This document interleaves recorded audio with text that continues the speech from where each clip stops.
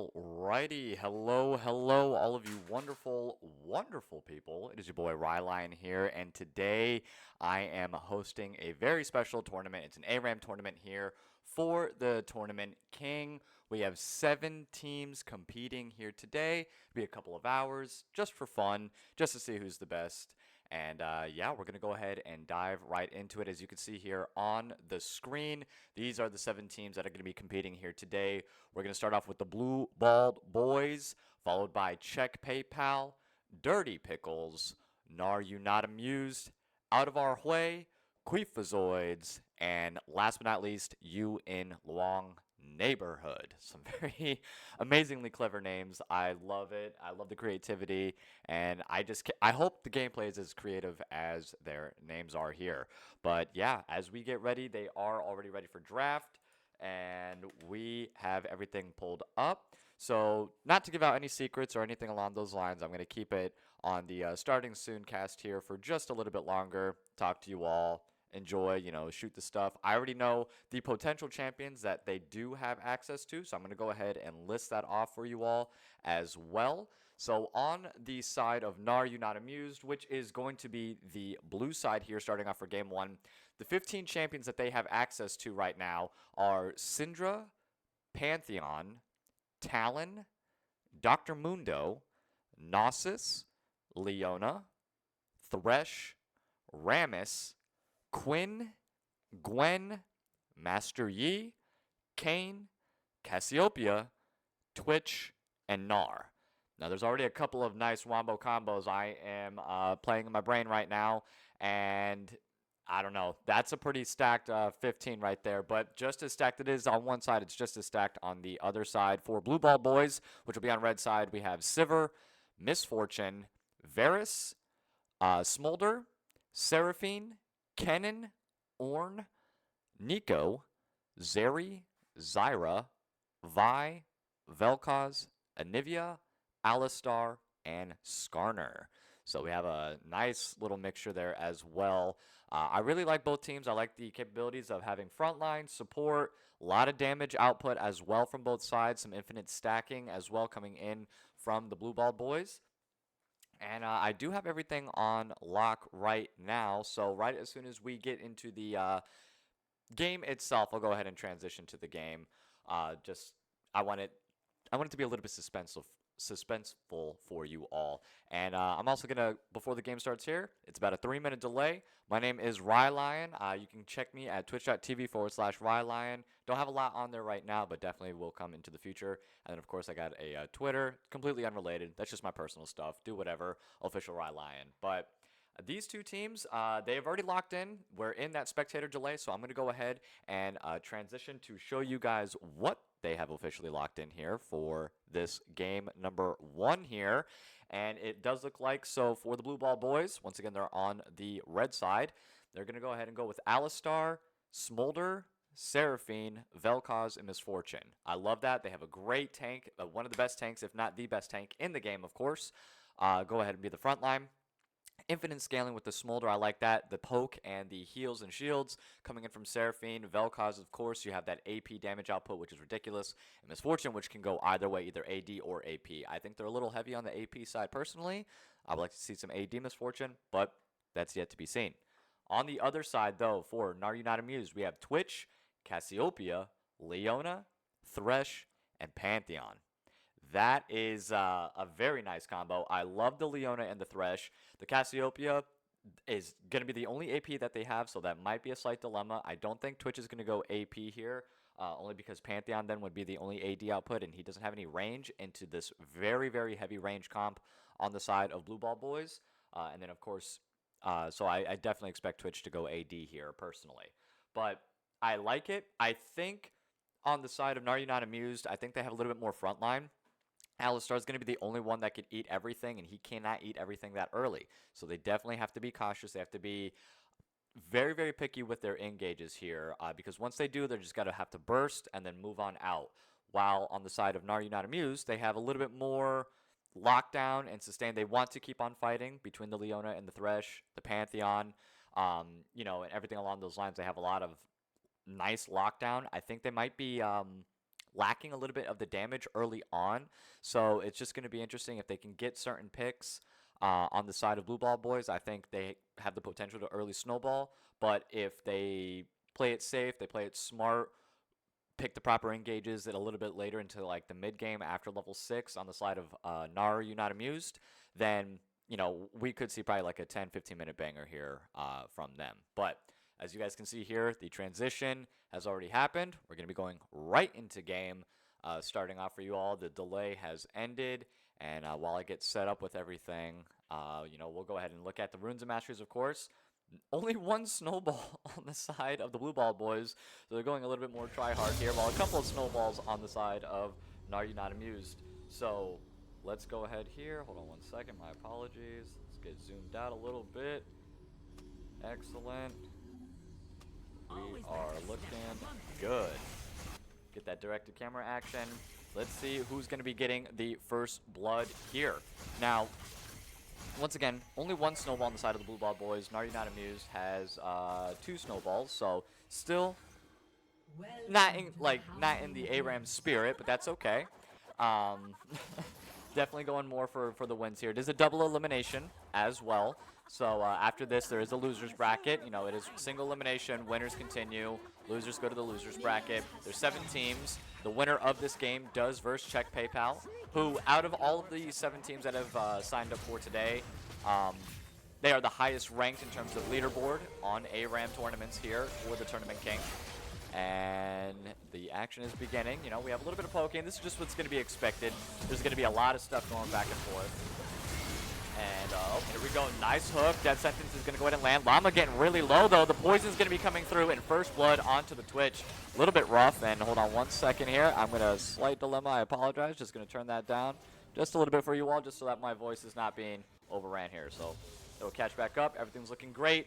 1-0 right now for Gnar, you not amused. The set of numbers kind of sneaking around, flashing just to go ahead and get the end, but that misfortune with the make it rain. Oh, and the Alistar for good measure, just so that way Llama can get on those leaderboards. Of course, he has to make up for his death with a kill of his own, so can't complain with that.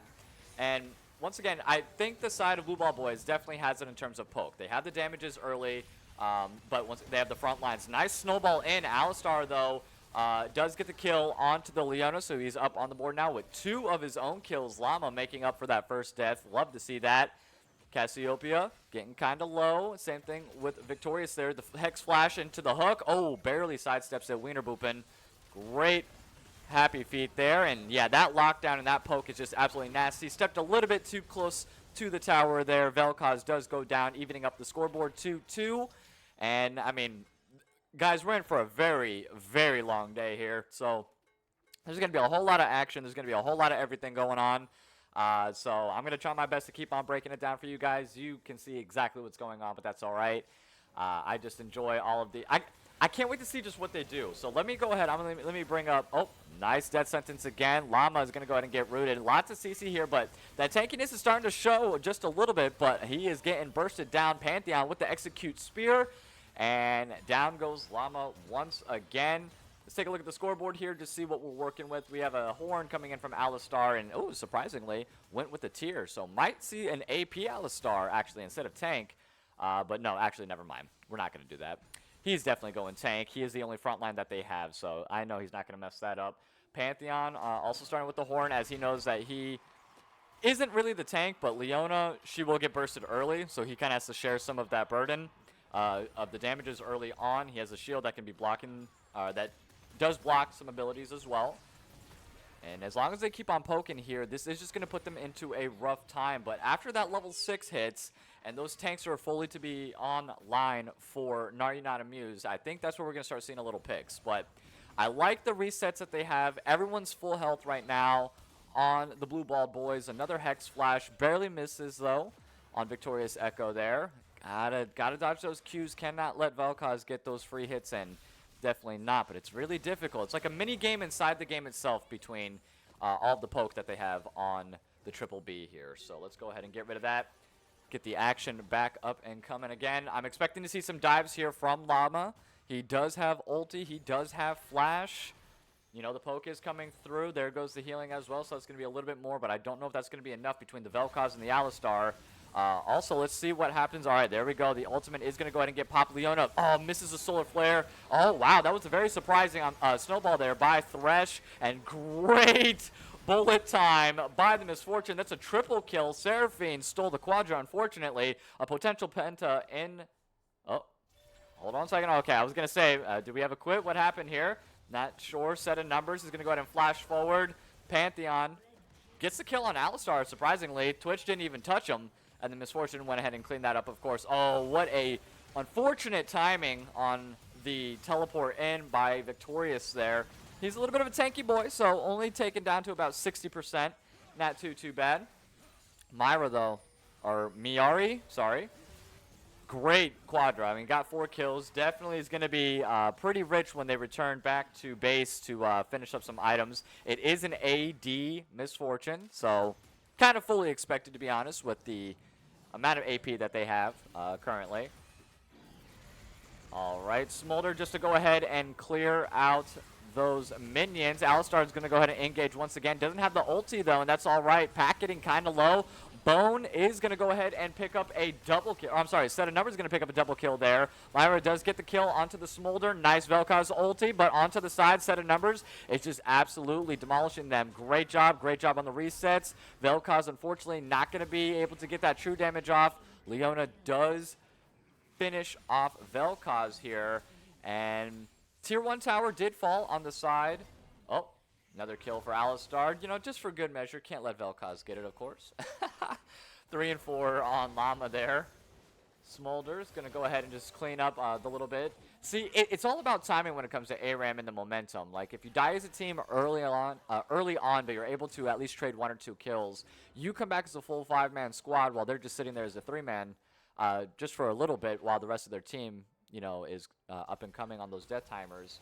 So, you know, even though they got wiped, it didn't really impact them all that much. As you can see, not a whole lot of damage on their tower, if any, and they're starting to engage on their tier 2 on the side of Gnar. So, you know, I really like the momentum currently from the Triple Bs right now. I think they're looking really good. They have a strong early going into the mid game momentum here, but they have to keep mindful of that engage that is the Leona, the Pantheon, and that Thresh. I mean, if Cassiopeia and Twitch are able to get a good little flank and just stay out of the bullet time from Misfortune, or at least, like, go with timings to disrupt it or something. Okay, there we go. Pantheon's going to go ahead and engage. Oh, man, that is a 4-man charm that is going to hit, followed up by a bullet time and a Smolder ultimate as well. The mom comes out of nowhere. Great solar flare, but it is not going to be enough. And just for good measure, there goes the Vel'Koz ulti, and that is 4-man down on Gnar. You not amused? They are definitely not amused with this team cop. That is for certain. Bone Kevin trying his best to go ahead and save his tier 2 here, but it is not going to be enough. That's a lot of damage. 9-16 now after that team fight, and the tier 2 tower is going to fall. They're going to try to reset, and I think this is great timing. Even though the kill did go on over to the Pantheon, I still think that was totally worth. The flash forward again by Victorious Echo doesn't connect, but does have the Flay. Misfortune, you know, just kind of just biding her time. Just wants to go ahead and spend all that gold. Has 6,236 gold in total so far. Went ahead and just picked up. Doesn't have a full complete, or no, I'm sorry. It has the Axioms art, so definitely wanted to get that ultimate up as soon as possible. I don't know what she's going to go into next. I would assume that is Wu-Tang Clan arrows, but I'm not sure. I know it's wild arrows. It doesn't matter. Okay. 4v4 right now. Misfortune just kind of chilling and waiting, probably waiting for some gold. While that happens, oh, great job. The Vel'Koz ulti did get disrupted almost immediately here. Does take down Twitch, unfortunately, but the bullet time coming in from the Misfortune, that Axiom's art, it is always going to be up sooner than it already is all the time anyways. And just to go ahead and try to save the Leona, I'm not sure why. Cassiopeia is going to go ahead and sacrifice herself there just to slow it down. Leona holding on with 10% health and a dream, trying to go ahead and hold off this. Oh my goodness. Yeah, that's got a little bit booped by the wiener boop in here. It is still a 3v4 scenario. Not a good look here for Gnar, but Twitch is pretty strong. There goes the ultimate from Smolder. Does get some good damage. Another bullet time is up and available for this fight. Thresh does get a hook, but it's at the very last second. All the damage has already been done. Very nice Pantheon. Ulti's going to go ahead and take out one of them. But, man, the Triple B, they are not giving up. They want to end this game as soon as possible here. But, no, not going. Oh, no, I apologize. Triple Gnar just almost got swept. 4 members dead. There goes the Triple Beasters. They definitely want to go ahead and end this game. Great job. Leona, the Solar Flare, is going to connect. Takes out the Alistar because of the tower as well. That tower aggro is something fierce. Just going to go ahead and reset while the rest of their team is making their way up. Can't really do a whole lot of pushing that quickly. They have supers that are now invading onto the map here. And, yeah, Blue Ball boys. They want the smoke. They want to verse check PayPal. They said, I don't care if you're number 3 in terms of the leaderboard. We are taking you out today. We want to get up there. There's only a few point difference on the leaderboard between, like, 1st and 6th. So, really, all of these wins and the overall victory today probably does contribute to that. The flash forward, though, from Pantheon. Not sure really what he's thinking. Another bullet time, of course, is just going to be waiting right there in the wins. Vel'Koz holding onto the ulti, doesn't want to use it. I'm surprised they don't want to do the double combo.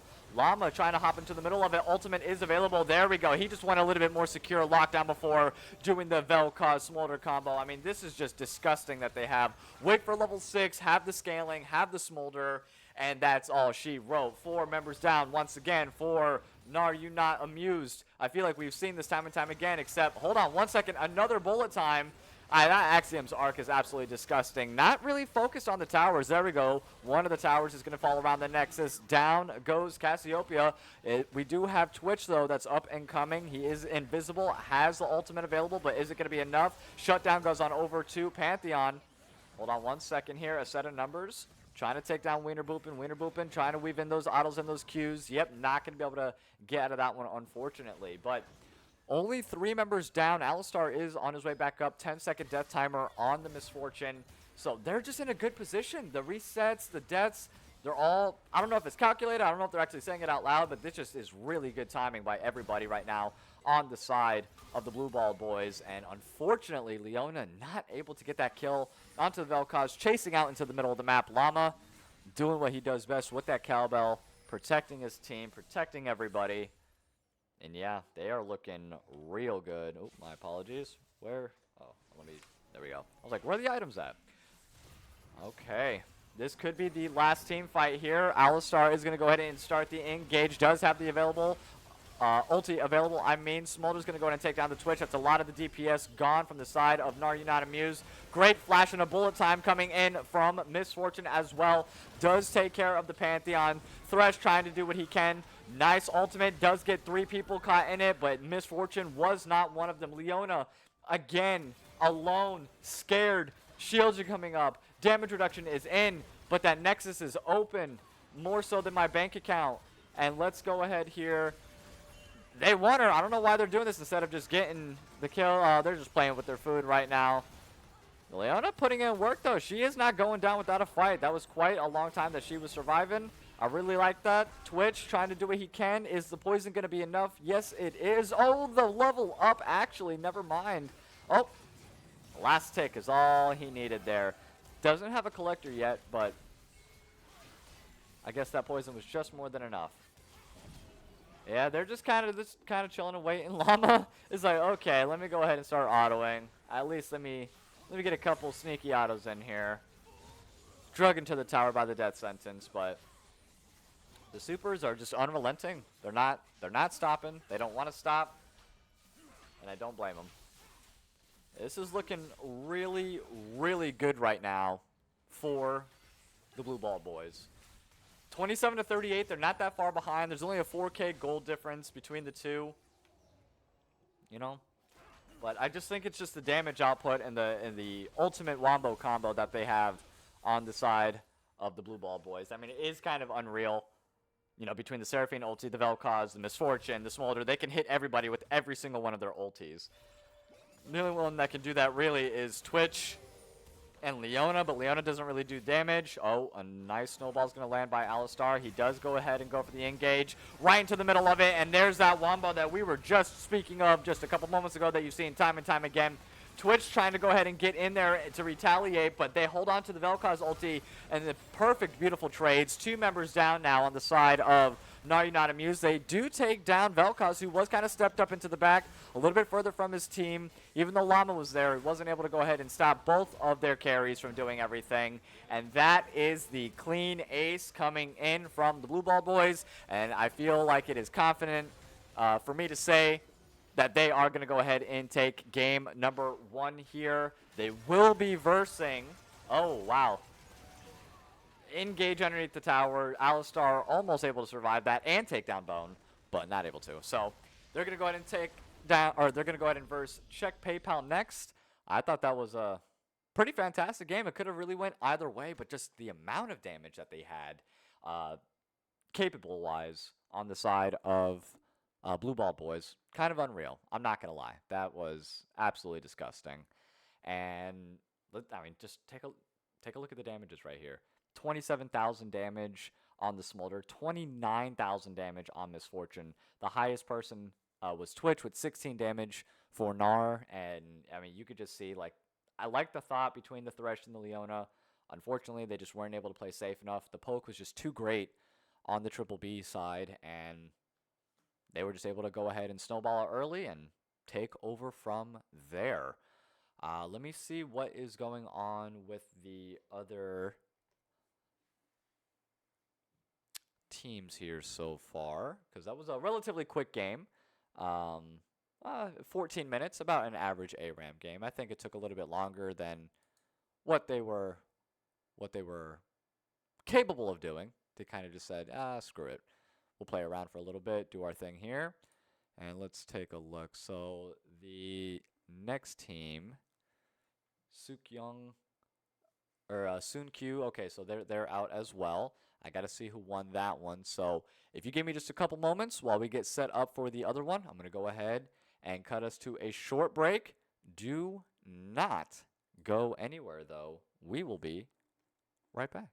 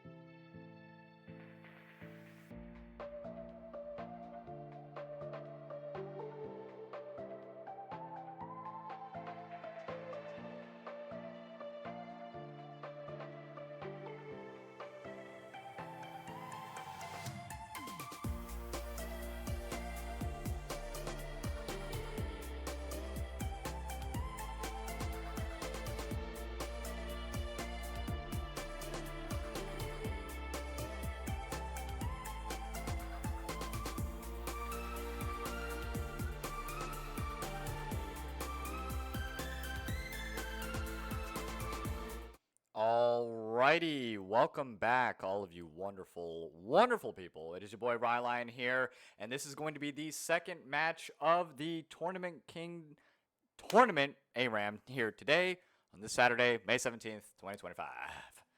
First game, it was Blue Ball Boys versus Gnar Not Amused, and as we just saw here, the Blue Ball Boys did take over, and they are now versing Check PayPal. And there was two other games that happened as well. It was the Quifazoids versus out of our Hwei. Quifazoids ended up winning that one, so they are going to be versing the winners of the matchup between Dirty Pickles and you in the Luong neighborhood. Dirty Pickles were the victors in that one. And so that's going to be, once again, Dirty Pickles versus Quifazoids. That is happening on the other stream as well, twitch.tv/Tournament Kingdom. That is the alternate stream that's happening. And between these two teams, though, the ones that we're going to be versing and watching here today, or not versing, but watching, my apologies, it's Check PayPal versus Blue Ball Boys. Blue Ball Boys, I believe, once again, were on Team Red, so they're going to be on the right side of the map. And let me take a look and see what their drafting capabilities were. We'll break it down. And then, of course, when we actually are live, you'll be able to see who they picked and what they're doing here. So I don't want to spoil anything just yet for you all. But let's go ahead and take a look. Hold on one second. Where you at? There you are. So on the side of Check PayPal, they have the capabilities of picking Sivir, Nocturne, Syndra, Yumi, Fizz, Lysandra, Renata. Jeez, it's been a while since I've even seen that champion. Akshan, Tryndamere, TF, Zoe, Talia, Zed, Master Yi, and Jax. And then on the Blue Ball Boys side, they have the capabilities of picking Veigar, Yone, Karthus, Varus, Volibear, Lilia, Vex, Malphite, Gangplank, Urgot, Mel, Nyla, Lux, Katarina, and Poppy. So lots of interesting picks here. I personally am once again in favor of the Blue Ball Boys overall picks. Not that there's anything too bad about the Check PayPal side. I just like the scaling and the ultis once again coming in from Blue Ball Boys. The Karthus and the Veigar, that's going to just be annoying in my opinion overall. The Veigar cage just being able to be up and pretty much block the whole lane. Karthus able to hit everybody. Malphite I also see being a problem personally. If I did,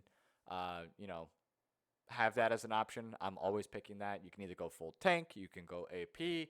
It's just a problem. But some of the good ones on the side of Check PayPal that I personally like are the Master Yi. I like the Master Yi. I like the Syndra and the TF personally. I do like the TF. I like having the knowledge. I like knowing where everybody's at. They can't really set up all that well if we know, what they're going to do here. But I guess we'll just have to see. We have about 1 minute and 10 seconds left of the delay before we hop into the game itself. I don't have a graphic, unfortunately, for these guys. It was just set up for the first one, so we don't have that because we didn't know what the team matchups were going to be afterwards. No way that you could predict that, and we're not going to be spending the time to do that. That's a whole lot. But, yeah, while we're sitting there waiting on that, though, I mean, the first game I thought went extremely well between Blue Ball Boys and darn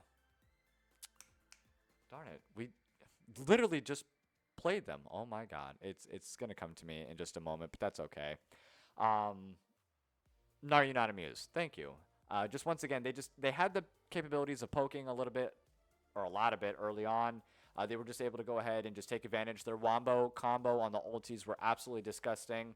I don't think that they're limited to anything right now, but it's just definitely not as effective as it was in the first game. I'm going to go ahead and set up for you guys here. Let me go ahead and turn this Spotify off here.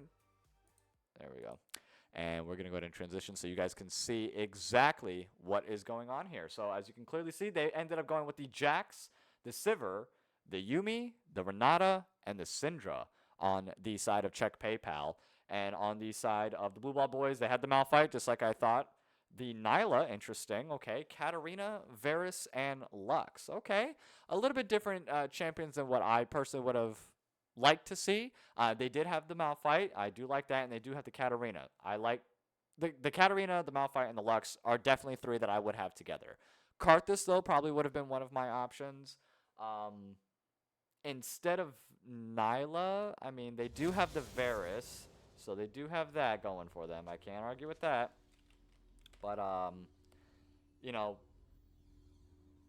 I don't know. Nyla's not one of my favorites. We'll just put it that way. Definitely not one of my favorites. I think Vex could have been just as effective. Mel would have been way more effective, in my opinion, than Nyla. You know, I would have definitely hopped in for her. I always ban her in my ranked games anyways. Oh, Jax is going to go ahead and engage with that snowball. Taking a look as well. Only 2 snowballs again on the blue side here. Wow, lots of action, lots of fighting going on. First blood going to be picked up by Llama onto the Malphite, so he gave it up last time, picked it up this time. 2 members dead now on the side of Check PayPal. Katarina kind of going hard in the paint. Almost gets it with that Yuumi. Already showing how effective and annoying she is just early on into this game. 55 seconds, already 2 deaths from each side. Snowball isn't going to be taken in here. Myra on the Varus, as we saw last game, was on the Misfortune, so I know that they're effective, and I can see Varus going lethality as well. Not sure what happened there with the Malphite, how he got dragged in like that. That is okay. I think it was by Renata, actually. I didn't really see those specifically. Katarina now getting onto the back line. Does pick up a double kill. Very nice. Jax is going to be alone in the 1v2. Lux is going to be taking a lot of damage here. Oh, nice. Going ahead, jumping onto the Wiener. Wiener going to go ahead and hop out of that. Perfect. Oh, yeah. I forgot about that. Thank you. The zoom.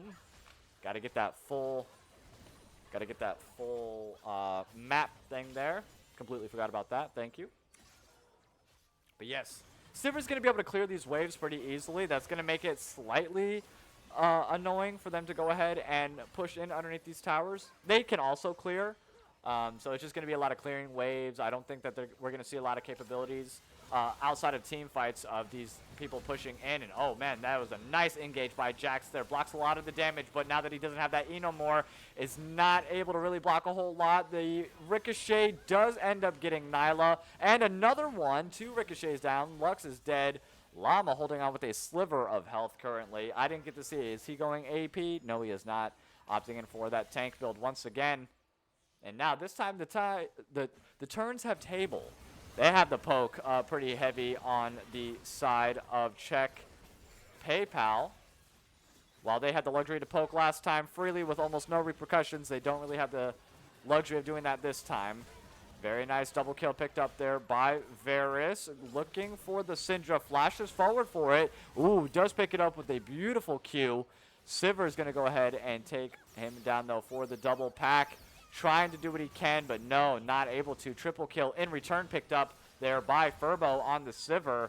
12-8. Wow, we haven't seen Blue Ball Boys at a deficit since we started watching them. And here they are down 4. Really nice poke, really nice follow-up. And once again, these staggered deaths are really imperative. I know there's like, you know, it's supposed to be a fun game mode, stuff like that. But if you're legitimately trying to win, which it looks like both teams are with the lack of snowballs, you know, there's really... You got to be paying attention to the health potions. You got to be paying attention to the death timers and how many people are dead specifically. Both teams have the capabilities of very easily clearing waves. So they got to keep mind on that. They got to be clearing waves as they're also looking for engages and fights as well. Siver's going to go ahead and pop the ulti. They got to get some kind of shield reduction and healing reduction as well. And uh-oh, hold on 1 second there. Llama trying to get in, but was... just pushed back by Renata, unfortunately. There goes the ultimate by Renata. They are going to start whacking away at each other. Got to be careful of that, especially with Nyla later on. The exhaust is going to go into Katarina. Does decide to go back in. Gets caught up by the Renata. Llama looking really low, trying to get some damage off onto Callie there. Callie's going to go ahead and get jumped on by Yuumi. Yuumi showing once again those shields and those heals are nothing to scoff at. That tower really doing a good job focusing down. Wiener having the sidestep. Very nice. Both the Q on the Varus and the Syndra E. Going to go ahead and probably sacrifice himself. Get that death timer going. And stayed a little bit longer than I thought it was going to. But those snowballs also on point here by Jax. Another great engage. 2 members left. 3 members now coming in with Katarina. Katarina's going to go ahead and, yeah, flash onto that. Get the Syndra.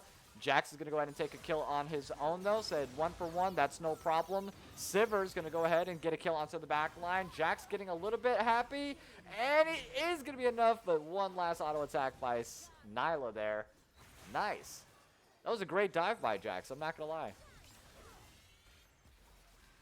Okay. A little bit slow. Yuumi just needing to die. Probably has a lot of gold. Has a lot going on. It's going to be even more annoying for them later on. Any kind of... Nope. No Grievous Wound. No Serpent's Fang. Not yet. I mean, I know they are limited by the amount of gold they have right now. So, you know, that is just going to be an uphill battle until they acquire either one of those things, unfortunately. So, they just have to be mindful of that. Jax is doing a really good job of just getting in, getting the focus on him, getting them to burn specific spells, and then following up. That was a nice Renata ulti as well. Unfortunately, only hit the Malphite. Malphite already ulted in. No follow-up, though. Unfortunately, Nyla, though, said, hold my beer. Let me go ahead and engage.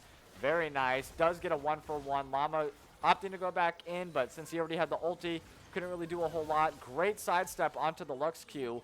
Pack, unfortunately, getting ran down. The Sivir speed boost is just too much. And Jax tanking a lot of those tower shots. Able to get the tier 1. I think that was a good trade overall. 4 members down for the side of Blue Ball Boys. Check PayPal. Uh-oh. There we go. Nice. Patiently waiting.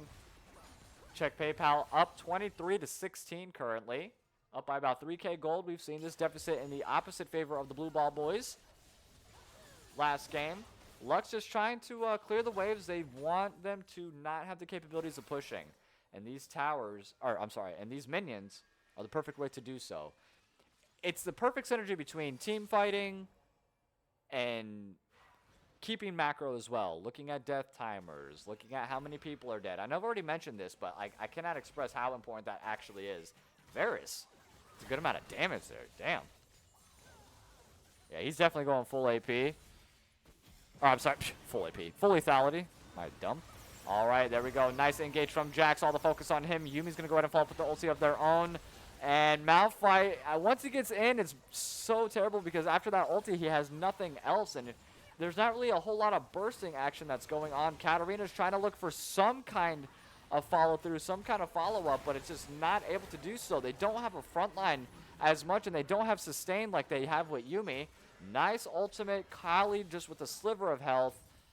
And this Jax is really the pain in the side right now for Blue Ball Boys. He's able to just take so much damage. Great Q coming in from Varus. It's going to be 2 of them now down. Kali trying to bob and weave through those autos in the tower, but not enough, unfortunately. There we go. Down goes Sivir, playing in between the Nexus tower and the tier 2 tower here. They did manage to get a sneaky little ace. Jax is up in 3 seconds, so Mayari has to really be careful, about this. Wiener Boopin and Llama both at full health. Yep, definitely going for that, knowing that Varus is going to step up, try to get some kind of health. Gets taken care of pretty easily here. Airbus just kind of doing what he wants. That is a tank Malphite, but he is just not able to tank enough, unfortunately. Opted in for the Dark Harvest, I guess, to also try to add some damage to his tankiness.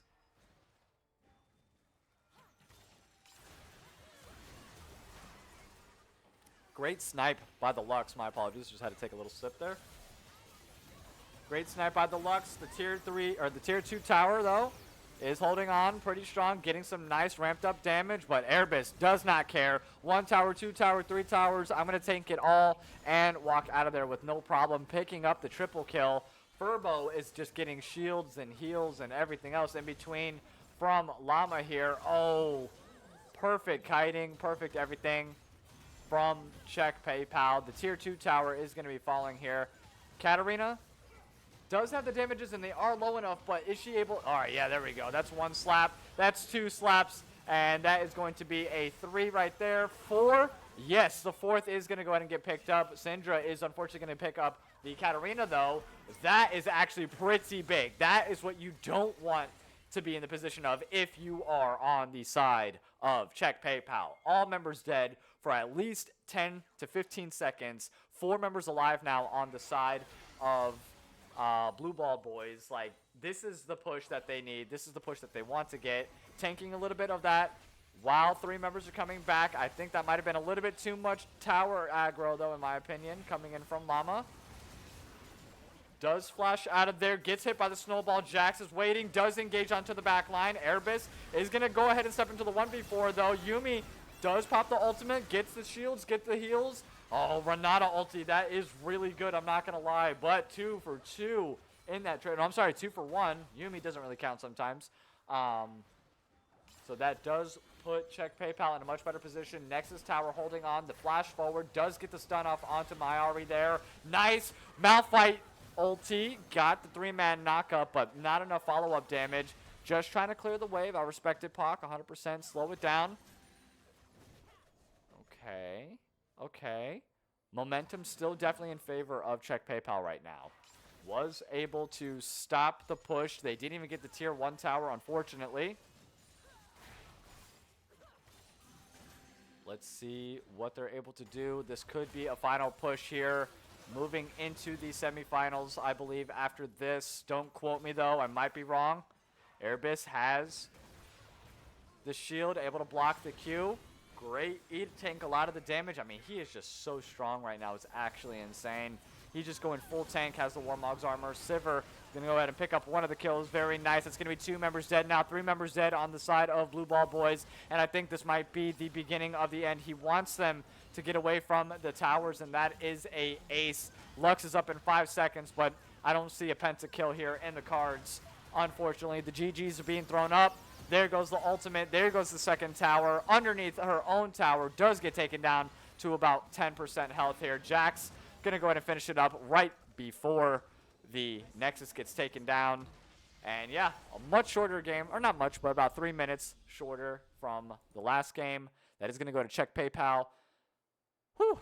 A lot of action, a lot of fighting, and just like how we saw last game, like one person, or like the 2 hyper carries, the Jax and the Sivir, doing everything that they need to, and the support's really supporting there. 39 assists, 37 assists from Renata and Yumi. Like, you cannot ask for anything better. This is just the funnel method playing perfectly out in ARAM. That's exactly what you want to see. Perfectly executed as well. And while I am looking at all that, let me also take a look real quick here at the leaderboards. So once again, it was check PayPal versus Blue Ball Boys. Check PayPal is going to go ahead and move on to the semifinals. The other matchup was Dirty Pickles versus Queefazoids. Let me see if they are still going at it right now. It looks like they are. Let me take a look at the other stream real quick. Make sure. Let's see if we can get some of the action in on that. And I can go ahead and put this up for all of you wonderful people here. And we will do so. So here we go.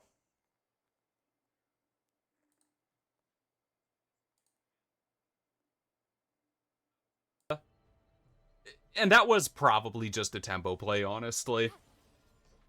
You know, we talked about earlier how you can't perform with low health bars, especially on these frontline champions in this game mode, and there's no reliable form of regeneration, with the health relics being shoddy at best and not really all that effective.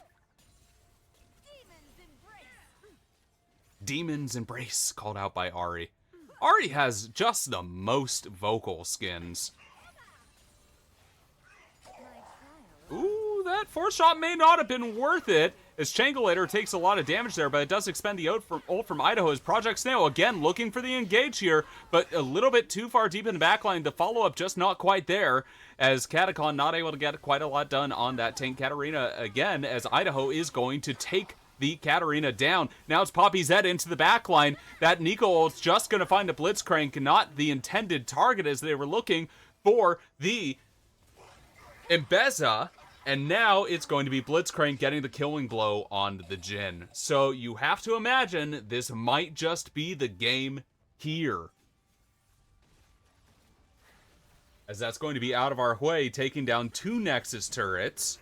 As you and Luong Neighborhood tries to make their last stand, this one is indeed elimination for them if they can't win it here as Poppy Z and Catacon just going back and forth there, but it's going to be Poppy Z winning out on the exchange. And now the Aurelia stun, again, gonna whiff, but it doesn't matter because Aurelia does a lot of auto attack damage. And here comes another kill on the side of Out of Our Hwei, and they are looking completely unstoppable as the Nexus detonates and they don't lose a single turret. So that one, a one-sided brawl as we head on over to the end of that game. I'm not seeing any games currently in progress outside of this. We can't spectate upon spectate. It looks like we have one match that's currently in Champ Select. So, as that game ends, we have one other game? Yeah, we have two other games going on right now. I'm not sure if both of them have ended already or not, but you know what we're going to do? We are going to play a little bit of music. We're going to figure it out, and we might get into another game in 1 minute. We might get into another game in 5 minutes. Either way, I'll keep you informed.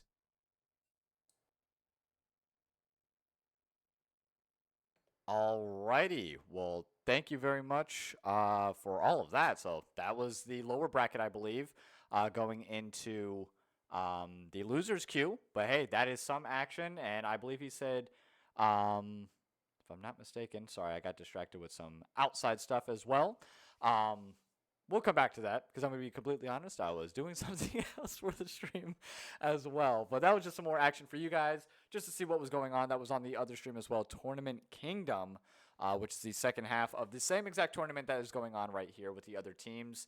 And I believe that was Out of Our Hwei versus, I don't even want to say Queefazoids. I don't think that was right, but I'm not entirely sure. But while we go ahead and get ready for the next game, let me go ahead here. I'm going to switch to a quick little break, and we will come back with all the action. Do not go anywhere.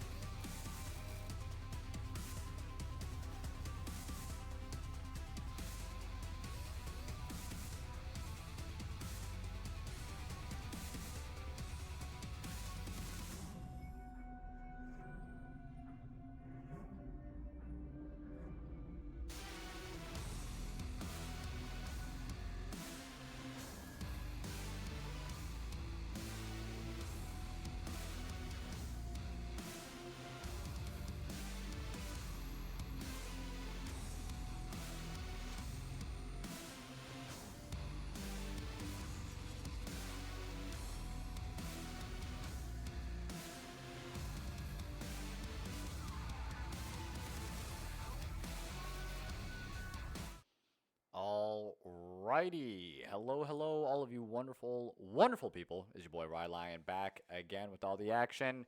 So we have the teams already set up. We are just waiting for them to begin. This one's going to be the losers round 2 bracket. It's going to be out of my Hwei versus, or out of our Hwei, sorry, versus the Blue Balled Boys. We're on a Blue Balled Boys kind of streak right now. 3rd game in a row. Got to see their journey. They won game 1. They lost game 2. Let's see what they do for game number 3 here. While we go ahead and, wait for them to go ahead and start and do everything, let's go ahead and take a little transition. There we are. To what their ARAM champions capabilities are. So for the side of, I guess we'll go with Blue Balled Boys once again, is going to be between, these are their 15 champions: Rumble, Vigar, Ivern, Nautilus, Zyra, Viego, Annie, Amumu, Garen, Cho'Gath, Xerath, Belveth, Zaya, Senna, and Syndra. Some similar champions there. And for the side of out of our Hwei, we have Malphite, Nefiri, Tristana, Maokai, Samira, Sejuani, Akali, Draven, personal favorite, Kaisa, Singed, Olaf, Fiddlesticks, and Galio, Blitzcrank, and Warwick. A couple of things that point out to me right off rip, of course, for the Blue Ball Boys would be that Wombo combo, nasty ulti combo that we've seen time and time again. Some of them that I would personally go with: Zyra, Amumu, Xerath, those are some good ones right there. Get the Rumble mixed up in there. Can't really go all that wrong. If you want to go more for like a stacking, scaling type champion, Senna is also available. And then on the side of out of our Hwei, some big ones here. Maokai is great for ARAM personally. I very much love him. In mixture with the Maokai, of course, the Kaisa, that's a really great wombo combo. Malphite and Samira, that's a great one here. Tristana can't argue with, and same thing with Galio. Like, these are really good wombo combos. But in terms of like damages though, because they also need that, Fiddlesticks and Malphite, I think together would be absolutely fantastic for the side of out of our Hwei. One of the only combos, or one of the only counters to that, of course, would be the Amumu, the Nautilus, things like that. And that could be a little bit of an issue, but this is going to be very interesting. And this is, once again, the losers bracket, round number 2. So this isn't even the winners. The winners of the last 2, which I believe were Check PayPal and Dirty Pickles, if I'm not mistaken, are going to be the ones that go to the semifinals. Anybody can quote me on that if I'm wrong, by the way, so you can call me out. That's completely fine. I'm not going to show exactly what is happening in the draft, of course, until after. But I wish you guys could see this, because I'm already really liking some of the wombo combo coming in from both of the teams. I don't know if they were listening to me or anything along those lines, but some of the things that I did say ended up being true. Not all of them, but just some of them. One side, I'm a little bit like, I don't know about that one. I wouldn't do that one personally, but that's okay. We got 30 seconds to lock in, and then, of course, it's a 3-minute delay that we can go over the draft and take a look at everything here and break it all down. And I'm curious to hear what you guys have to say about some of these combos that they are picking, like, what would you do differently? With the combos that they did pick, how would you guys be playing this? What would be your strategy from here? I'll give you my point of view. I'll give you my experience and everything along those lines. But, we can only go so far. So let's see what happens here. Everyone should be locking in. It is done. The combos have been set up. Everything is looking good. We can transition now to the actual game. So let's go ahead and do so. And we'll have a little bit of music in the background for your viewing pleasure. Not too loud, but so that way it's not just me talking. All right. Let's go ahead here. So, as you guys can see, on one side, it's the Blue Ball Boys. They're going to be on the blue side. And then on the red side, or on the right side, we're going to have out of our Hwei.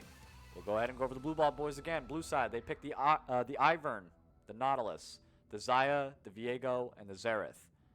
I think that's pretty good. I like the front line. The Nautilus and the Ivern, really good front line. Shields, heals, just tankiness in general coming in from the Nautilus. You have Daisy after level 6. Ivern is definitely a huge issue. Plus, he has the bushes as well to allow his team to get in and out of. On the other hand, though, Maokai, Galio, Blitzcrank, Samira, and Kai'Sa. Samira and Kai'Sa are going. It's going to be protect the VP and president and vice president. Protect Samira and Kai'Sa at all costs. I don't know if Galio is going to be going full AP or if Blitzcrank is going to be going full AP. I hope neither one of them go full AP. I hope they go straight tank because they're going to need all of the front line and all the lockdown that they can get to stick with the Viego, to stick with the Xayah, and then, you know, of course, the Xerath. But they have the capabilities that they just choose to do 3 straight-up tanks on the side of out of our Hwei.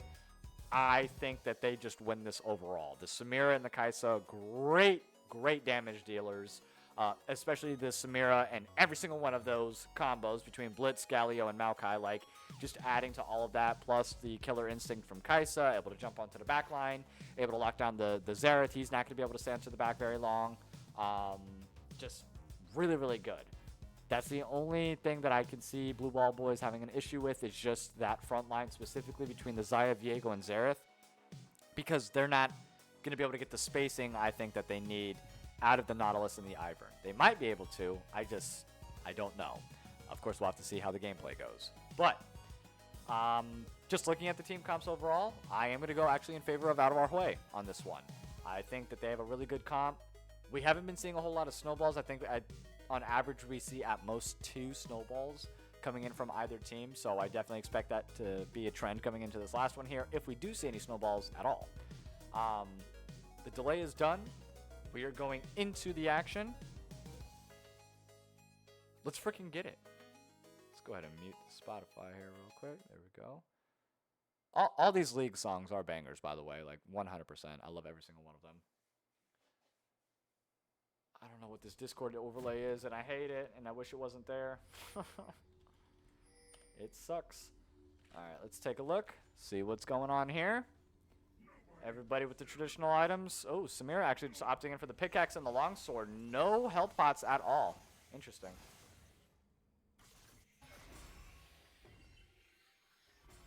Sorry, just getting some liquids in for the cast.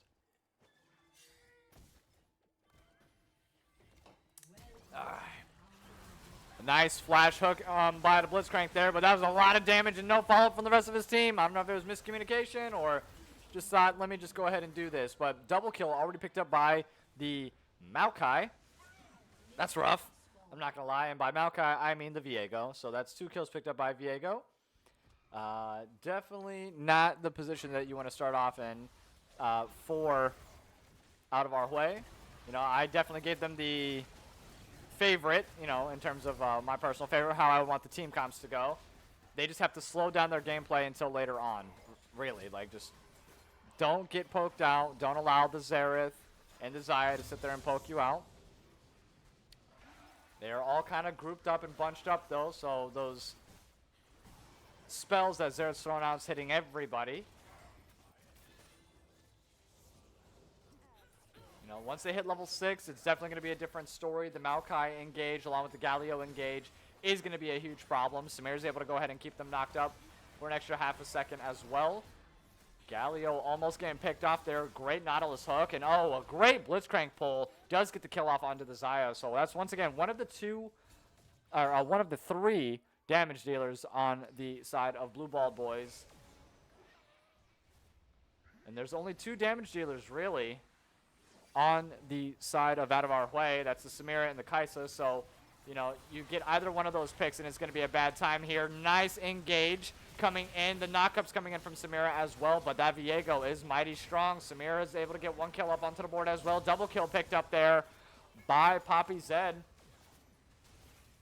Does take down the Viego, does take down the Nautilus as well. 3v4 action. Blitzcrank doing really well with the CC, the knockups, and the pulls Definitely keeping track. Great pull once again. High priority target. That is going to be the Zaya. A nice taunt comes in from Galio as well. Good knockup. Great damages. Great follow-up. They can't stay in those sustained fights, unfortunately. Like, once they get their initial burst, once they get those initial spells, they have to try to back off. I know that's easier said than done, especially in the middle of the map in an ARAM here. But that is okay. Keeping them underneath tower. Keeping them occupied. Almost gets Mayari there. Very nice. Galio does go down. Okay, flashes forward. Samira's going to go ahead and engage as well. Level 6, not quite hit from anybody yet on this map. Zaya, though, putting in a lot of damage, a lot of work. There goes the double kill. Xerath, the first one to hit level 6. There goes the ulti. Does pick up the kill onto the Blitzcrank. Maokai trying to go ahead and get out of there. Forced to flash, taken down to about 10%, 8% health. 2 members dead, coming back alive. Daisy now being popped. They have great sustain. She's going to go ahead and eat those tower shots. I think a little bit of a waste on Daisy on my part, personally.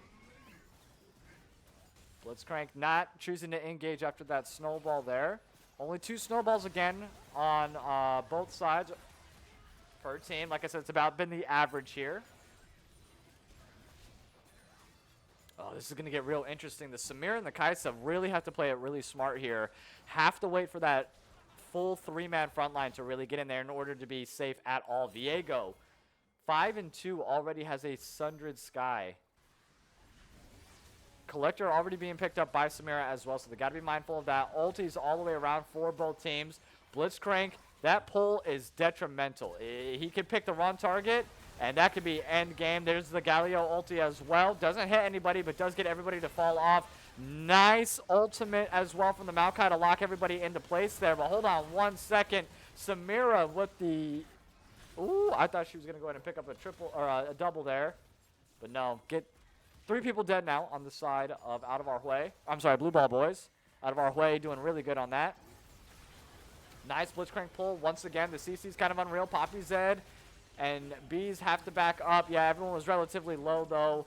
I think the resets were completely fine here. You don't want to get a full 5-man swipe and a Quadra being picked up. That's really rough there.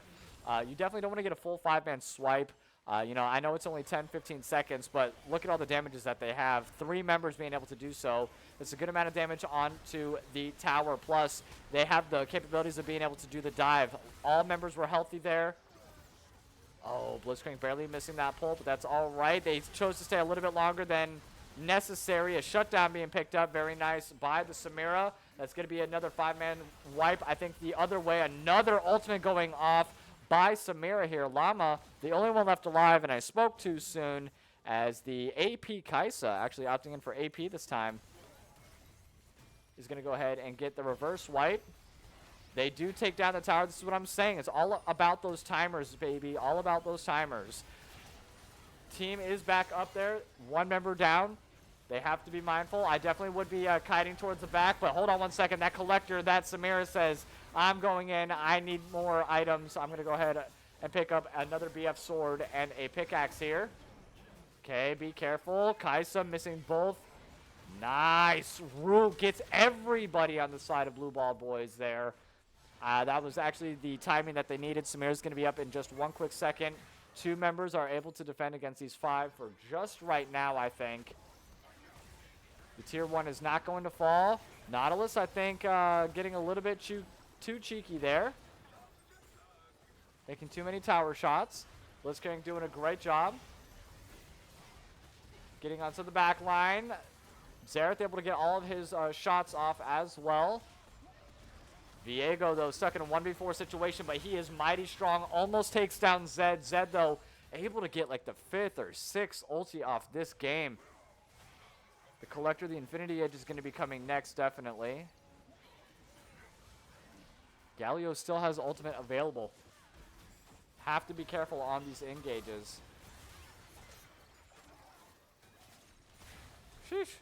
Galio is just getting hit by everything right now. Nice ultimate coming in from Nautilus. Blitzcrank flashes into the backside. Ulti's in. Galio, great follow-up as well. Samira not able to really follow up all that closely, though, as she is getting locked down onto the back end. Now they're on the way out. Great Galio stun there by the Viego takeover.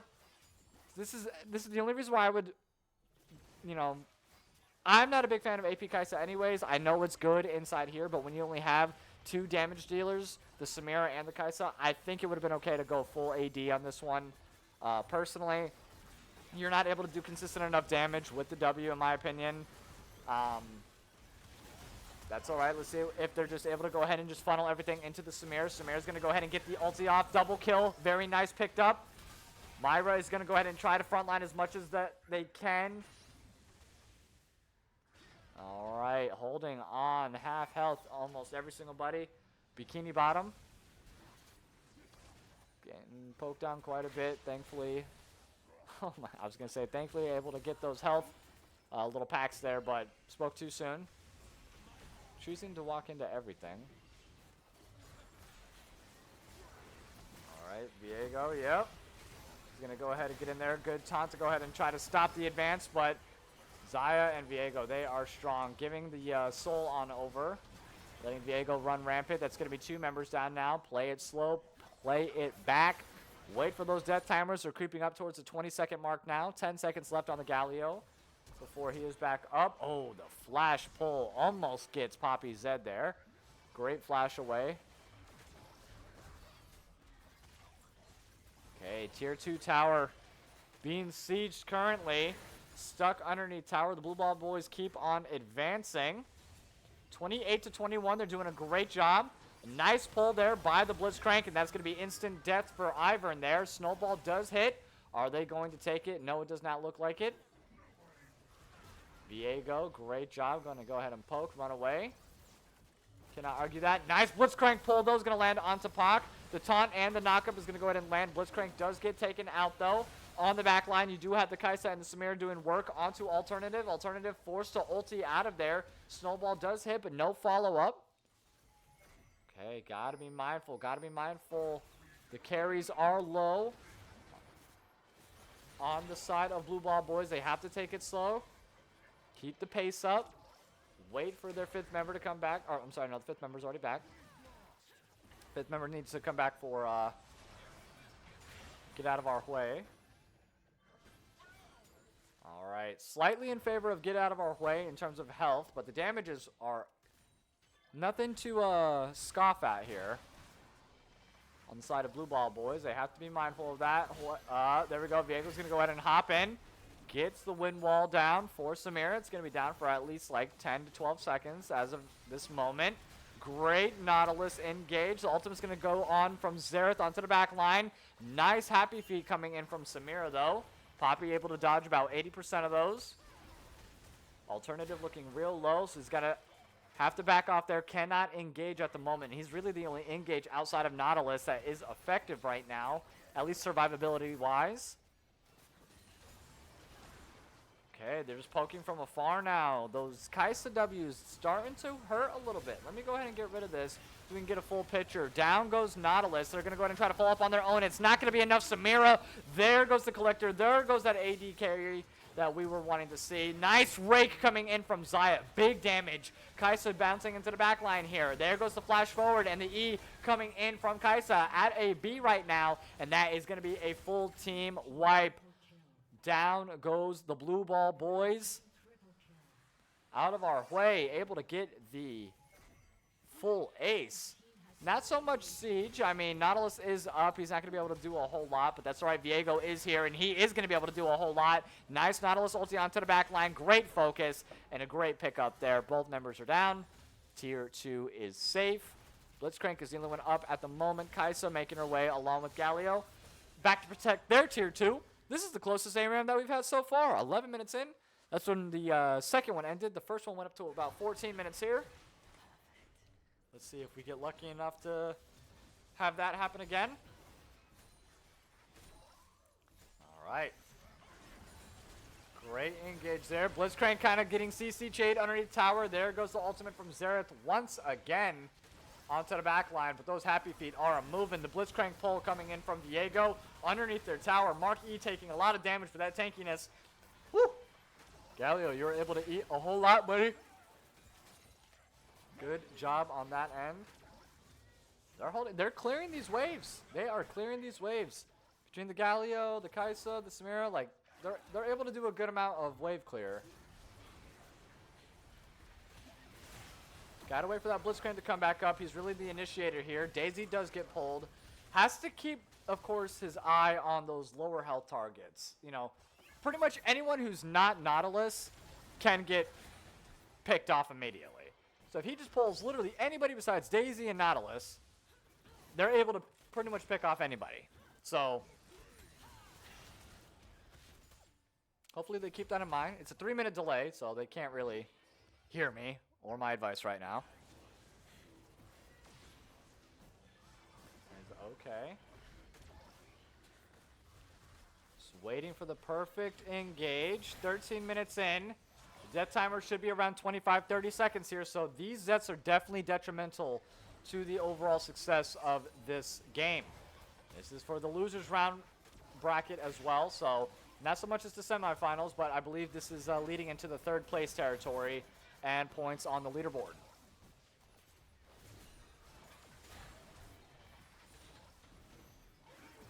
Okay, Nautilus going to go ahead and step up, but the rest of his team's not even there. Xerath ulti onto the back line. Does get a good amount of damage, though. Galio's going to go ahead and ulti in as well. Does get the knockup. Very nice on Desire. Zai's going to go ahead. Feather Storm. Oh, man, that was big. The intangibleness. Oh, a snowball lands onto the back line, and there we go. A quadra kill picked up by the Xayah. Great funneling. Great patience coming in from Blue Ball Boys. It was a little bit shaky. 2 seconds left on Blitzcrank, but he's going to be the only member up. I don't know if he's going to be able to save this for his team. Daisy's going to go ahead and start eating those shots. Great pull. Can't even argue with that logic. Almost takes down the Xerath, but a pentakill. I don't give that kind of luxury. That was like a minute and a half. Pentakill being picked up here by the Xayah. Beautiful. First pentakill of the day that we have seen here. Llama holding on by a sliver, though. Pack going to go ahead and sacrifice himself. 2 members down. Overall, Bees and Pack. Galio gets the taunt off. Samira's going to go ahead and follow up with the knockup of her own. Alternative and Llama are both very low, so they got to play safe. They got to play simple. Definitely going to go onto the back line here. Shutdown being picked up there by the Samira. Great focus. The ultimate being popped off as well. They have to be mindful of those death timers. Do not give it to them. Oh, the reverse ace. Xerath is going to be up in 5 seconds, though, and he has the best wave clear out of his team, I think, so far to hold this off. But all 5 members are up for get out of our way, and that's what they're saying right now. You thought you had this. You got our tier 2. You got our inhib, but you did not get our nexus here. So they are going to go ahead and get a tier 2 of their own, get an open inhib as well. Both inhibs are going to be down for both teams. The full team is going to be up here in 5 seconds, but that doesn't matter. Do they try to go in behind? No, they are all choosing to walk up. Opt in for the walked up. Bikini Bottom kind of getting poked down quite a bit. Yes, he is. Down he goes. Viego's going to go ahead and pick him up. Oh, Galio, I don't know why he decided to engage. Should have just backed off with his team. Maybe just trying to hold off for a little bit. Get the death timers. That's 30 seconds, though. That's quite a long time. Oh, no, Samira, the major damage, the #1 damage dealer on the side of Get Out of Our Way. Also down 30 seconds. Can they do it? 1 tower left. Supers are up for both teams, but they definitely have the momentum. They have the wave clear. All 5 members are up for the Blue Ball Boys. Can they hold this out? Daisy is going to go ahead and eat that up. The tower is going to go ahead and start getting knocked down. We're at 70%. They want to go ahead and pick up the Blitzcrank. Blitzcrank goes down. Maokai is going to go ahead and flash forward, try to get the lockup. Galio is going to follow up as well. Doesn't get anything with the hero's entrance, unfortunately. Great hook by Nautilus for the focus to go on him. The towers to go on him. Xerath constantly poking down from the back line. Towers at 50% health. Engaged from Viego. Same thing, re-engaged by Nautilus underneath the tower. Samira going onto the back line with the Maokai. Nautilus is going to go ahead and lock her down, though. Onto the back line. Kaisa's not able to do anything. Unfortunately, gets taken out. Oh, the stuns. Double kill picked up by the Viego. That's going to be 3, 4. Samira onto the back as well. Does get taken out. Triple kill. Oh, my God. 4 members down. Is he going to be able to hold it off? Blitzcrank, I don't think he has the damage. He doesn't have the defense either. And the ace, Blue Ball Boys, pulling out, I think, the victory as the Supers are going on to the Nexus. And yes, victory on over to the Blue Ball Boys. That was a really close game, back and forth. I know it's 50-35, but Kind of disgusting, kind of ridiculous. Could have gone either way there, but just the Viego carries were absolutely just unreal on the side of Blue Ball Boys. 48,000 though damage on the Xayah. Xayah, just the silent hero staying in the background. 17 and 7 compared to the 24 and 8, but that was great job, great kiting, great spacing. Very close game for out of our Hwei there. Could not ask for anything better with the comp that they had. Once again, I would have opted in for an AD Kaisa versus an AP Kaisa. I think the auto attacks would have been a little bit more consistent DPS rather than the poke from afar, only because they had such a thick front line. They were just going to eat those Ws anyways, and even if you were to get those stacked, it wasn't going to be enough, personally. So that's just the only unfortunate part there. But that's all right. That is perfectly all right. They did a great job. While we go ahead and get ready for the next one, which I believe is, yeah, PayPal versus Dirty Pickles. Let me go ahead and move this on over real quick.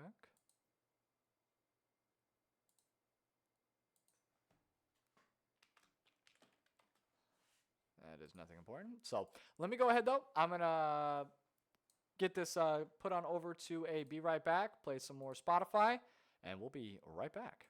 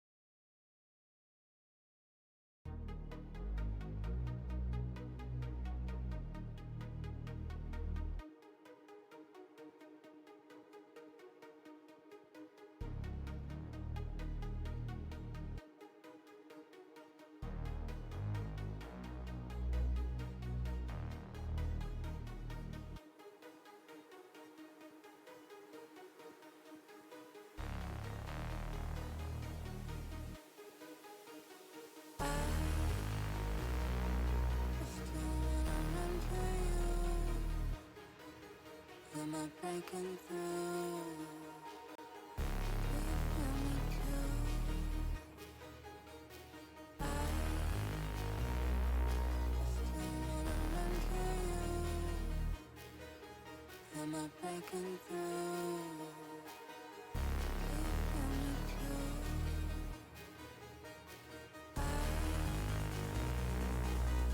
wanna run to you. Am I breaking through? Will you feel me too? I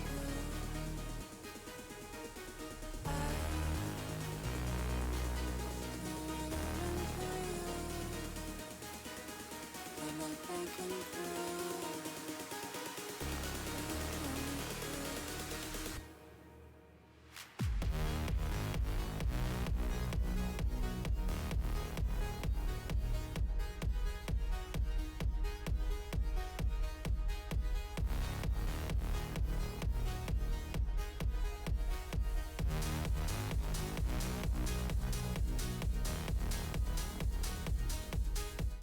All right. Welcome back, all you wonderful, wonderful people.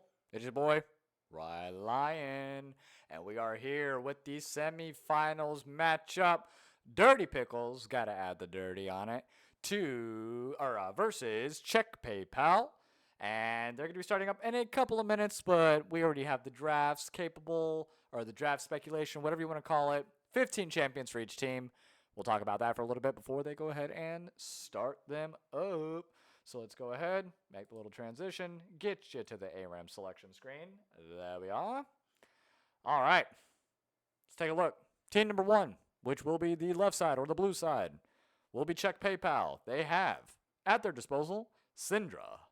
We have Kaisa, Twitch, Janna, Zoe, Kindred, Katarina, Quinn, Kane, Gwen, Vel'Koz, Volibear, Blitzcrank, Gragas, and Singed.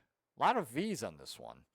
And for team number 2, Dirty Pickles, we have Tom Kench, Tryndamere, Nami, Rammus, Nunu, Urgot, Jax, Ivern, Annie, Misfortune, Twisted Fate, Shaco, Heimerdinger, Zed, and Yasuo.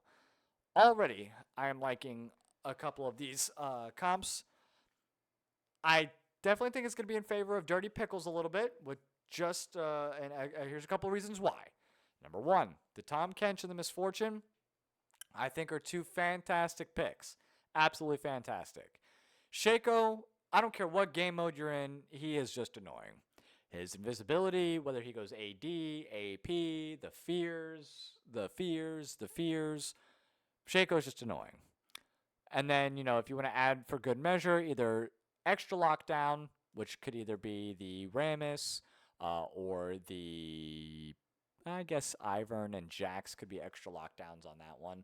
But for certain, I would definitely be going with Misfortune and Tom Kench. Those 2 are absolute musts in my opinion. If those are selected, or if those are available, you select them. Now on the other side of the map, Check PayPal. Some of the options that I like personally. The Vel'Koz, loving that. The Zoe, can't go wrong with Zoe. I think the bubble is pretty instrumental here, or detrimental. Katarina is a great one. So the Vel'Koz-Katarina combo, that could be really good. If you want to create like a little bit of a buffer, Singed and Gragas could also be added in there for frontline. Singed is able to just boop. You can't get out of there. Throws the goop on the ground. You can't flash. You can't engage. You're grounded. Plus the Gragas, he's able to go ahead and disperse everybody, get people locked up underneath tower. I mean, there's a couple of options that they have available here. Unfortunately, they just don't have as much of a front line, I think, as they want to, because you don't want to go Gragas, Volibear, or Singed. Volibear is great, but comparative to what they're going to be going into, you're just going to get poked to all hell, and that's that. If you want to stick more with the poke comp, and you want to go Vel'Koz and Kaisa, with some front line, you could do that. Now, we saw the AP Kaisa last time, and I did opt in and say, personally, I would rather have an AD Kaisa in that circumstance. I can't say if that was for certain the reason why. I can't say that for certain, but there is a reason why that occurred, if that makes sense. So, I don't know. This is going to be difficult. I'm definitely leaning towards Dirty Pickles here for game number 1 in terms of just the champion selection, what they have available here. Let me go ahead and turn this back on real quick. Turn it down, of course. Get some background noise for you all. But yeah, like I just think Dirty Pickles just has it through comp. PayPal though, they are a good team. They are before I just start talking out of my keister, they are number 3. I was gonna say 3. They are number 3 overall with 58 points, and the other 2 teams that are above them or tied with them. I'm down for that with also 58, and then there's Win Traders above them with 62, and then there's ARAM Amateurs with 71 points in number 1. So, of the teams that they are tied or beating them, they're the only ones in the top 4 that are even playing. So they're the number 1 team right now out of the 7 that are competing. Right behind them, though, are going to be Queefazoids with 56, Blue Ball Boys with 55, Barrel of Monkeys with 54, B-Words on point, 50, Coast to Coast 50, Dirty Pickles 50. So Dirty Pickles is kind of in 8th, but they're all the way up to the semifinals right now. So they're doing fantastic. They're beating the competition. They're staying ahead. And I personally think that Dirty Pickles has this. I think that they have the better comp, but as of right now, it's looking like PayPal just has the better team, like team mechanics from what we've seen so far. They've executed really well what they have been given. And now that everybody has locked in, I'm going to go ahead and share with you all what they ended up picking. So let's go ahead and transition to that. There you go. As you can clearly see here, so we have the Nami Misfortune and the Tom Kench. I even said the Misfortune and the Tom Kench. If those are available, you select those. You select those all day, every day, any day of the week. You get those 2. And Dirty Pickles heard what I said, acknowledged what I said, or we were just in good company here. They have it on lockdown. The TF, can't argue with it. Keep the vision up, see where everyone's at. They ended up going with the Twitch on the other side, so the invisibility, unfortunately, is going to be canceled out. Just in that one regards, of course. And then the Trindamere, love that. Just icing on the cake, I think, on this team comp, because it's like you don't really want to focus Trindamere. He is not going to die for 7 seconds. You're going to lose every straight 1v1 with him, especially if he can't die during his ulti. So if you can kite him, if you can keep him afar, or if you can burst him quick enough before his ultimate is up, then you stand a chance. But that's a very big obstacle for them to overcome, especially when you have a Misfortune and a Tom Kench in your face. And Twisted Fate is just there, I think, for good moral support. He's able to go ahead, keep the utility up, keep the vision up. He has the stuns, he has the slows, he has infinite mana. With the blue card, you can't go wrong. Meanwhile, on the other side, the Twitch Blitzcrank, that's a great combo right there. Those early pulls are going to be disgusting. Any single person that you grab right now is going to be good. Of course, you want to aim for the 4 squishies, not the Tom Kench. Syndra is going to be able to lock down with the Blitzcrank. Right as soon as he hits something, it's going to be a double stun, great CC chain. Knockups for days, by the way, between the Janna and the Blitzcrank. And then, of course, Volley Bear.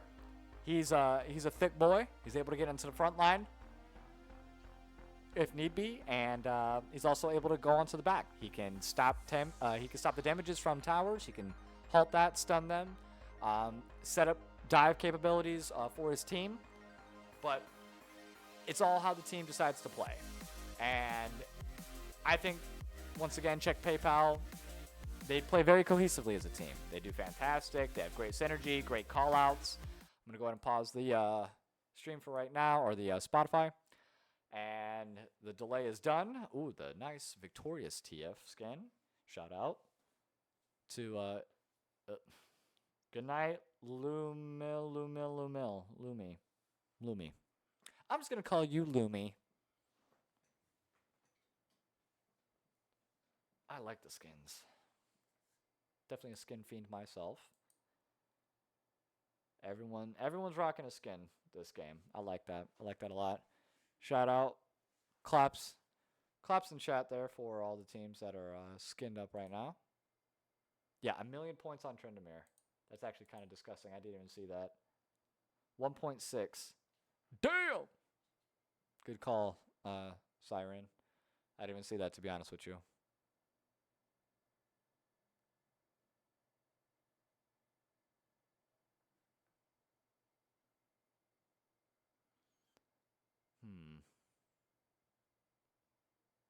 Yeah, I definitely think he's gonna carry.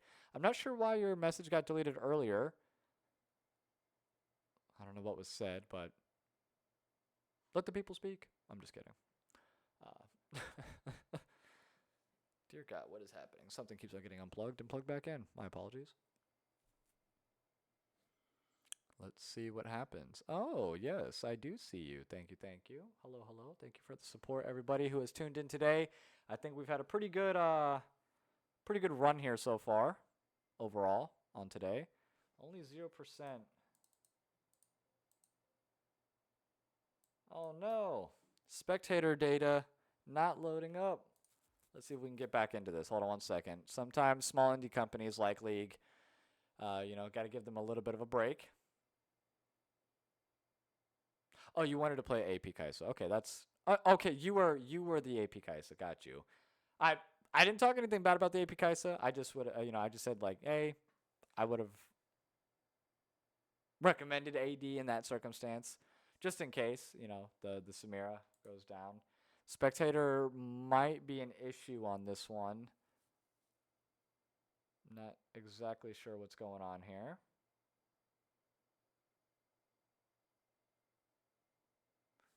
Does not seem to be cooperating with us. Come on.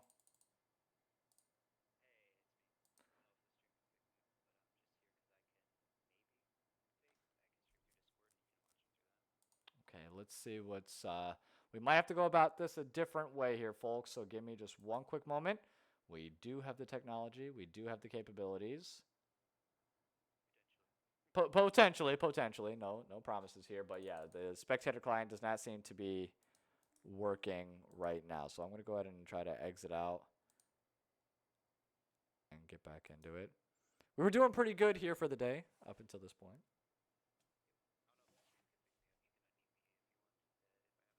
Oh, okay. Yeah, I'll do that now. 30 seconds for my spectator delay. I'm not seeing a black screen like you are. So maybe there's a chance, and we'll just go through Discord, Maybe. which would not be ideal, but it would be better than nothing. It's giving me the option to try to reconnect again. Should I do so? I guess. And if it doesn't work, Or then, if you just want to share your screen, I'll go ahead and put it up here for the people. well, I'm not loaded in yet. I'm at a spectator delay at just at 0. Let's see if I'm loading in. Gotcha. I would try one more time while it's working, because it might not work for me either. Okay. But if it does, then we'll just stream through Discord, and then it'll be a lower budget, but it's better than seeing something. Lower quality would be better than seeing All right. nothing. We don't have the black screen anymore. That's good.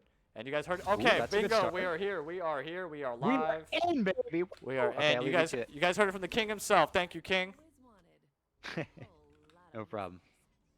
All right, we are back. We are fresh. We are with it. Let me just get a couple things pulled back up here. Sorry about that, guys. Beep boop. There we go.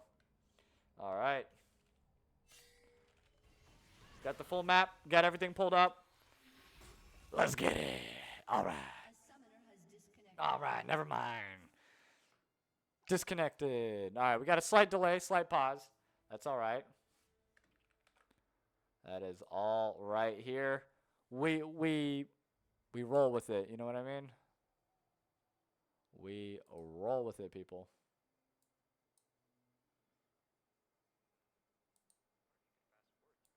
No, you cannot fast forward through the delay, unfortunately. But that is okay. So right as soon as the pause gets undone, League itself is just going to go ahead and have a slight little buffer while it catches up. So after unpause, it'll go for a second. It'll be a couple moments, depending on how long the pause is. It'll just be absolutely no action. It'll look frozen for just a little while, but that's okay. And then we'll pick up from there. So it is going to be a little bit of a delay, depending on how long that they have this pause for.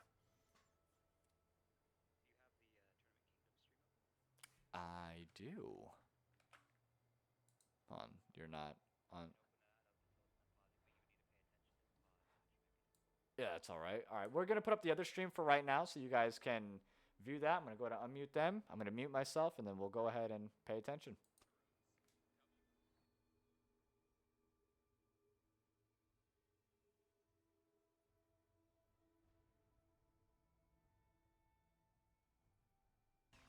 Which is really unfortunate because, oh, that's a snowball from the Rel, and the Rel is going to go ahead and get the stun and then just do the crash down outward. However, on the other side of the map, it's going to be Alternative, who's taking a lot of damage from I'm Anxious. But that's going to be it. Just some health bars exchanged. And we take our health relics on both sides of the map. Some question mark pings coming out for who took the health relics, I believe. And you see ours being pinged. So we're on level 5 in ARAM. The experience bar's ticking ever closer, as that's going to be some poke down onto Miari. However, Dr. Phil's going to take some on the back end. And that's quite a bit of damage from I Am Anxious there. Snowball's attached, though. Let's see if we take it. Not going to take it. That was Alternative with the snowball. Not quite. Reconnected action, so that means we might be... Yep, stream has been on pause, so right now it's just a slight delay. This is what's going to happen. So it looks like Twitch is back into it. Could have had just a little bit of unfortunate, disconnection from the internet there. But that's all right. We work with what we got. So you guys can see here, we're right back into the action like it never even happened. All right. All right. No first blood yet. Only 30 seconds into the game. We're back with it. Twitch is here. Let's go ahead and see what happens. Everyone's setting up in the front bush. No snowballs at all coming in from red side. And only 2 snowballs coming in from blue side here. So that's interesting. Great 3-man stun coming in already from Airbus on the Syndra. I think this is going to be a much more tactful game because this is the semifinals. Winner of this one, oh, nice Blitzcrank hook. Right underneath tower, and the First Blood going to be picked up by Volibear. Like I said, early on, those Blitzcrank pulls are going to be huge. They have the burst, they have everything. Later on, it's going to pose a little bit more of an issue, especially if they accidentally pull the Tom Kench. Trendemir and TF kind of getting poked out a lot by Airbus there.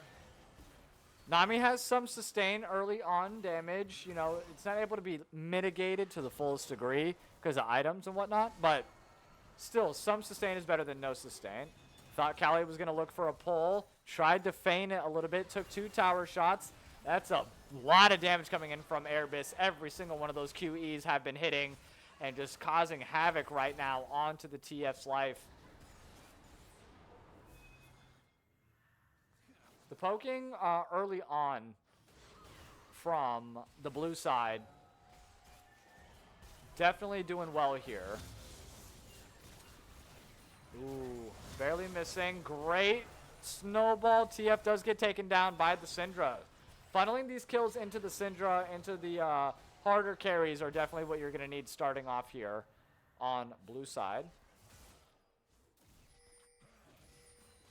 Everyone just taking it relatively slow. Before, like, we were just seeing like 2-3 kills already per team at this point in the last couple of games that we've been streaming, but a little bit more on the line here. Once again, it is, you know, semifinals.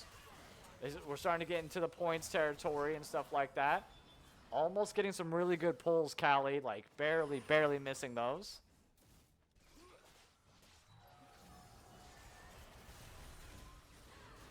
Okay. Not really a whole lot of action. I mean, they're doing the poking thing. There's...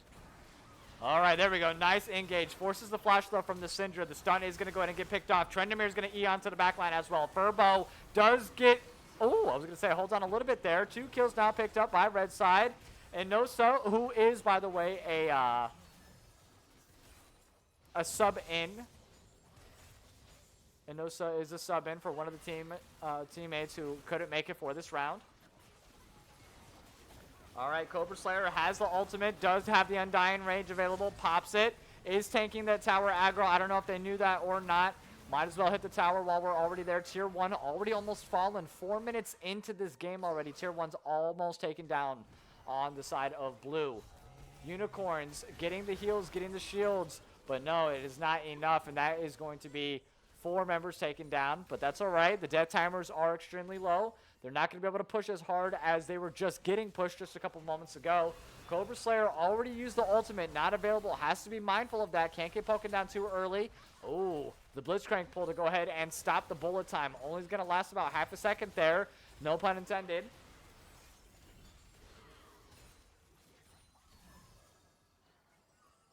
Okay. Slowing the action down, waiting for those minions to crash. TF opting in for the red card to try to get that splash damage. Blitzcrank doing really well, like getting them on their toes with these pulls. If they are not 100% on point and are dodging these actively, they are going to get snagged. And, ooh, another one. Barely goes wide on that one. Great bubble, though, to go ahead and land onto the Volley Bear. A double knockup onto the Volley Bear Furbo. Getting poked down quite heavily, down to about 10% health. Does get taken out by Cobra Slayer. Cali Love also about 5%, 10% health. They are starting to go ahead and push back. Down 2 kills, but relatively even in gold. Only a 100 gold difference between the two. Tier 1 is going to fall here. All they got to do is focus it. Yeah, there it is. There goes Cali. He's going to go ahead and get engaged by Trendemir. Trendemir's going to go ahead and auto him to death. Twitch with some nice damage. Gets the expunge off. But not quite. Unicorns holding on with the sliver of health. Airbus along with the Nosa. Is that going to be it? Oh, the knockup doesn't end up hitting. Ipu Unicorns barely holding on. There goes the tidal wave by Nami. Does force them to flash. Undying range once again being poked out. And the crit. Last hit to go ahead and take the Twitch out. 1 for 1. Good even trade there. 3 members to 4 members right now. Red side holding on. Barely on numbers and barely on health. Furbo, great knockup by the Janna. Furbo's going to go ahead and engage there on to Poo Unicorns. Tom Kench getting those licks in. Gets a nice, oh, almost gets the knockup there. The stun card does come up. Syndra takes out the TF though. Ooh, side flash. That was like a pixelated to the perfect degree. Bullet time almost takes out Furbo, but not quite. Tom Kench with the flash. Does get the Twitch. Onto the back line, Trendemir was able to go ahead and take out Tom Kench. I'm sorry, not Tom Kench. Twitch there. A lot of action, people. My apologies.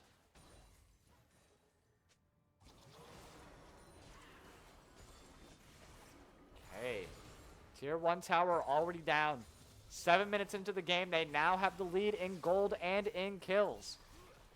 Red side doing a fantastic job of slowing down the tempo, keeping it up to their tempo. Nice engage ulti by Volley Bear. All the focus now onto Ipu Unicorns. Gets the knockup onto Tom Kench. Gray shield is going to be popped up to save his life for just a little bit longer, but how much longer is that really going to help? Nice Blitzcrank pull onto the Trendemir. Ipu Unicorn still up, not able to get taken out. Syndra focuses down the Trendemir though, so they are going to get 1 for something there, but not quite able to get that Tom Kench out. The Nami sustain, the Nami heals, doing a great job getting him back into it. Another great engage, double knockup. There goes the Monsoon from Janna. There goes the tidal wave as well. Volley Bear's going to get hit by the tidal wave and the bubble here. Syndra doing some great damage onto the backline, holding on. 5% health. Cali Love trying to keep all focus on him. Trendemir though said, hold on 1 second. I got Undying range. I'm getting back into this game. Does focus on Inosa. Hits a double kill. Furbo's going to be up next. Misfortune picks up that one. 4 members down now for red side, blue side. Or I'm sorry, 4 members down here for blue side. Red side doing a great job. Going to go ahead and siege. Doesn't have tower or doesn't have minions for this tier 2 just yet. Death timer's still relatively low. Everyone will be back up in about 5 seconds here. All members still up here on red side right now. Cobra Slayer still has Undying range, still has Ghost. Knock up from the Blitzcrank. Blitzcrank, I don't think knows that he still has ultimate. Waiting for it. Doesn't want to use it. Yep, Undying range. Just get pops now. Does try to get a turnaround on them, but not quite in time. A great bullet time again. But, oh, man, the Twitch said, hold my beer. I got to see what these people are building. I haven't looked at their items at all. It is going to be a full AD Twitch. Nami just going in with the mega mana regeneration. Already picked up the Axiom from Misfortune. Great ultimate there to eat the TF. Nice. Blitzcrank does fall. That is going to be a missed bubble onto the Volley Bear. The Monsoon to go ahead and try to heal up a little bit. Nice engage once again coming in from the top. Kanchalumi sidestepping. Great job holding on by a sliver of health. The Tidal Web's going to go ahead and knock onto the back line again. A lot of shield and healing coming in onto Furbo. Furbo is just going ahead 1v3ing right now. Focus now turns onto him. Is he able to at least get one of them? Yes, he does. Gets the double kill. Tryndamere also onto the back line. Able to stay up. The Expunge is going to come in. Triple kill. Actually, never mind. Picked up by the Volley Bear. The heals, the shields, the everything. Full AP Volley Bear healing is just nasty when it misses the ultimate, unfortunately. But they do take the tier 1 tower as well. Great knockup by the Syndra and the Janna there. Ooh, the flash hook. Down goes Misfortune. Erebus is going to go ahead and secure that one there. Volibear going to take the great sacrifice. Has a lot of gold probably in hand. Uh-oh, that's going to be 3 members down, though. Remember what we mentioned about death timers. You cannot all die at once because this will lead to a really good push. They're going to at least go for the Nami. Nami, though, has the sustain, has the shielding, does a great job. TF picks up the double for the Blitzcrank here. The ace comes through. 8 seconds left on the more recent death timers here. No minions, so they were able to go ahead and clear those out. I think it's going to be safe to assume that they can hold off this wave while the rest of the team is up. And they are not going to be able to go ahead and siege down that tier 2. Tier 2 tower looking pretty healthy on red side, pretty healthy on blue side. And now we go back to the ARAM action. This is just disgusting. Back and forth, 22 to 17. Relatively close, only a 400 gold difference between the two teams here. Blitzcrank's going to go ahead and opt in. Does get a nice pull, but that Misfortune bullet time chunks down a lot of their health. Cobra Slayer does have the undying range, is able to walk down the Twitch, the #1 damage dealer. Great pull, but it's not going to be enough off the Janna. Janna does go down. That's going to be 2 members down for 1. TF gets taken out. Furbo, AP Volley Bear, the sustain is just unreal. Great pull again. Tryndamere able to get picked off. Sustain. I'm sorry, the pushback coming in from Syndra. The knockup is going to go through from the Nami here. Woo! That AP damage onto the Misfortune. They cannot answer for this Volley Bear right now. Down goes Nami, and that's going to be a reversed ace. TF is up right now, but I don't know if he's going to be having the damages set up to go ahead and hold these people off. And no, he is not. The Twitch is able to go ahead and secure it. Now they're just running in one by one by one. Undying range is not available. Oh my god. Down goes Tryndamere. This is just like a back-to-back-to-back ace. The only good news is that they don't have any minions right now. Well, they do now, but they didn't for the good amount of time. The tier 2 tower is going to go ahead and fall. Bullet time is going to get initiated. But the Volley Bear said, hold on 1 second. I got an answer for that. Forces the early termination of the bullet time, but with no minions, which they're able to clear quite quickly, those towers do not fall. Back and forth, back and forth, back and forth. The gold lead, the kill lead. It just keeps on swaying. It's like a never-ending revolving door. The biggest part of their team, that Volley Bear, is going to be up in 5 seconds. They have to wait for him, I think, to effectively do anything. All 5 members are up for red side right now. Great poke coming in from the Syndra. Whew! TF taking a lot of that damage, put down to about 40% health right now. Forced to back. Get the health packs. Gotta be careful. That stun pull. Great initiator.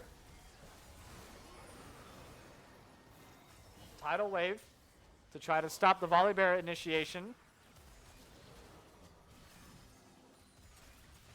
Oh, the pull is going to go ahead and land onto the Tryndamere. Tryndamere is going to get knocked up several times.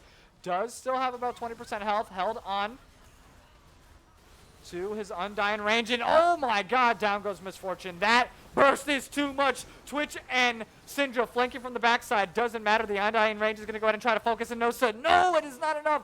A sliver of health, literally 1 health left. Does get finally taken down, but not before 3 members fall for red side. 4 members now. The poor Nami just kind of sitting there like a nice little fine piece of sushi. 2 towers down plus an inhib. Death timers. 17 seconds left onto the Tahm Kench. Misfortune and TF are up. Inhib is down. Nexus towers are going to start to get sieged right now. Super minions are going to start piling in within 7 seconds. A nice teleport onto the back line here. Undying Range is not available. Misses the hook, unfortunately, but it doesn't matter. Cobra Slayer, the shield, he cannot get through, unfortunately. Volibear is also extremely strong, and not focusing this Volibear is going to be the beginning, I think, of the end of this team. They are able to get the squishier champions down. Janna does fall, but Furbo is like, the less you focus me, the better. Look at the healing. Look at the shielding. This man does not stop. Furbo already ulted, gets the stun. Is his own support at the moment. Is his own damage at the moment. The shielding is really nice coming in from Tahm Kench, the gray shield. I think they may have been accidentally focusing the wrong one, but now that it's popped, they can't do it again. Focus from the towers onto Furbo is going to cause Furbo to go down. Great pull, but Cobra Hunter is going to go ahead and take down the Blitzcrank. 3 members down now on the blue side, and they are going to be trading 1-for-1. Airbus can only do so much single target damage there. 4 members down now. Same situation. They don't have any minions, and they're not in a good position. The supers are going to be barreling down the lane. I think death timers are going to reset before they can even come close to the tower. Guys, what are we supposed to do here? They just keep on going back and forth. Literally just trading the lead every 45 seconds. I think it is more in favor, though, of blue side with Volibear. They're doing a great job funneling everything to him. He's doing a great job of keeping his own sustain. The bullet times are not as effective as we've seen in other games here from the Misfortune. She's able to get stopped way too easily, not getting the full effect. Plus the flanks coming in from the Twitch and the Syndra. Like, there's too much priority that you need to focus here on blue side between the Volibear, the Twitch, and the Syndra.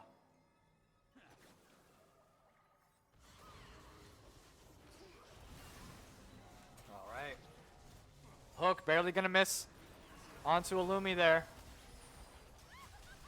A bullet time, not really going to be any effect whatsoever. Forces a flash, but that's okay.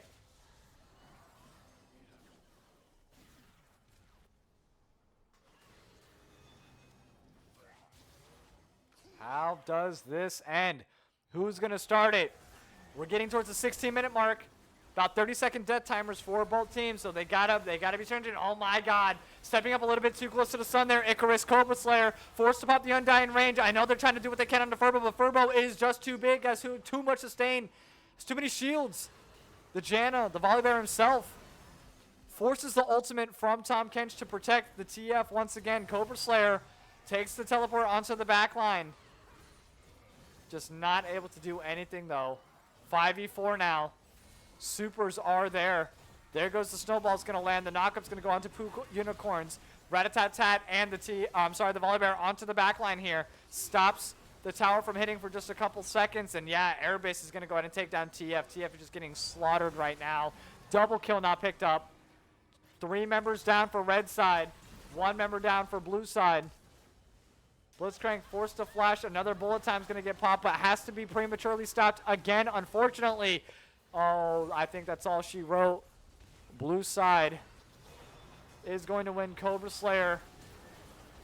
One last-ditch effort to try to stop their advances. Down goes Volibear. Down goes Janna. Cobra Slayer staying in a little bit, but no. The Nexus does fall. Blue team does win it. Furbo, I think, absolutely put them in their backpack. Carried them to victory. Did a great job. Check PayPal. Once again, the #1 team in this, or not the #1 team, but they're the highest ranked team in terms of points on the leaderboard for this ARAM tournament here. That was rough. That was rough. The other stream did end, so I think that means that we are on to the final, round of this tournament here. Czech PayPal will be advancing. I am not sure who won the last one. I will get that information here in just a little bit. What a great game. That was a game.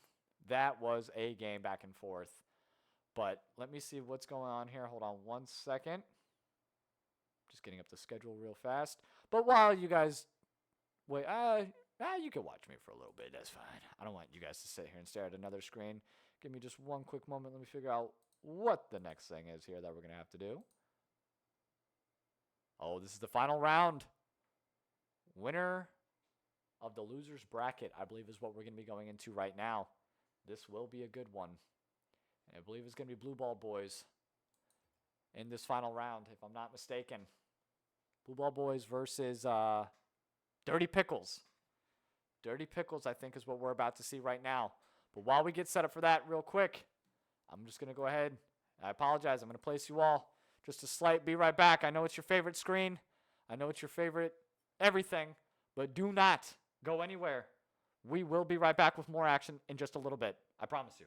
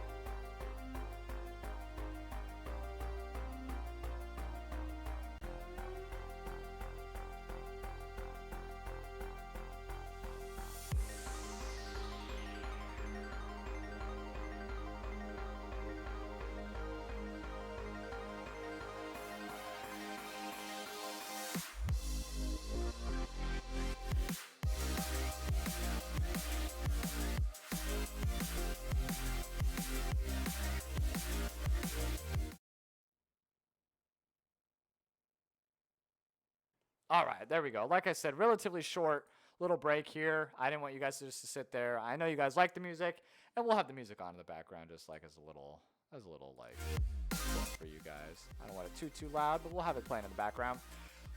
This is going to be the third place matchup, I believe, if I'm not mistaken. Anybody can correct me in the chat, but just judging based off of here.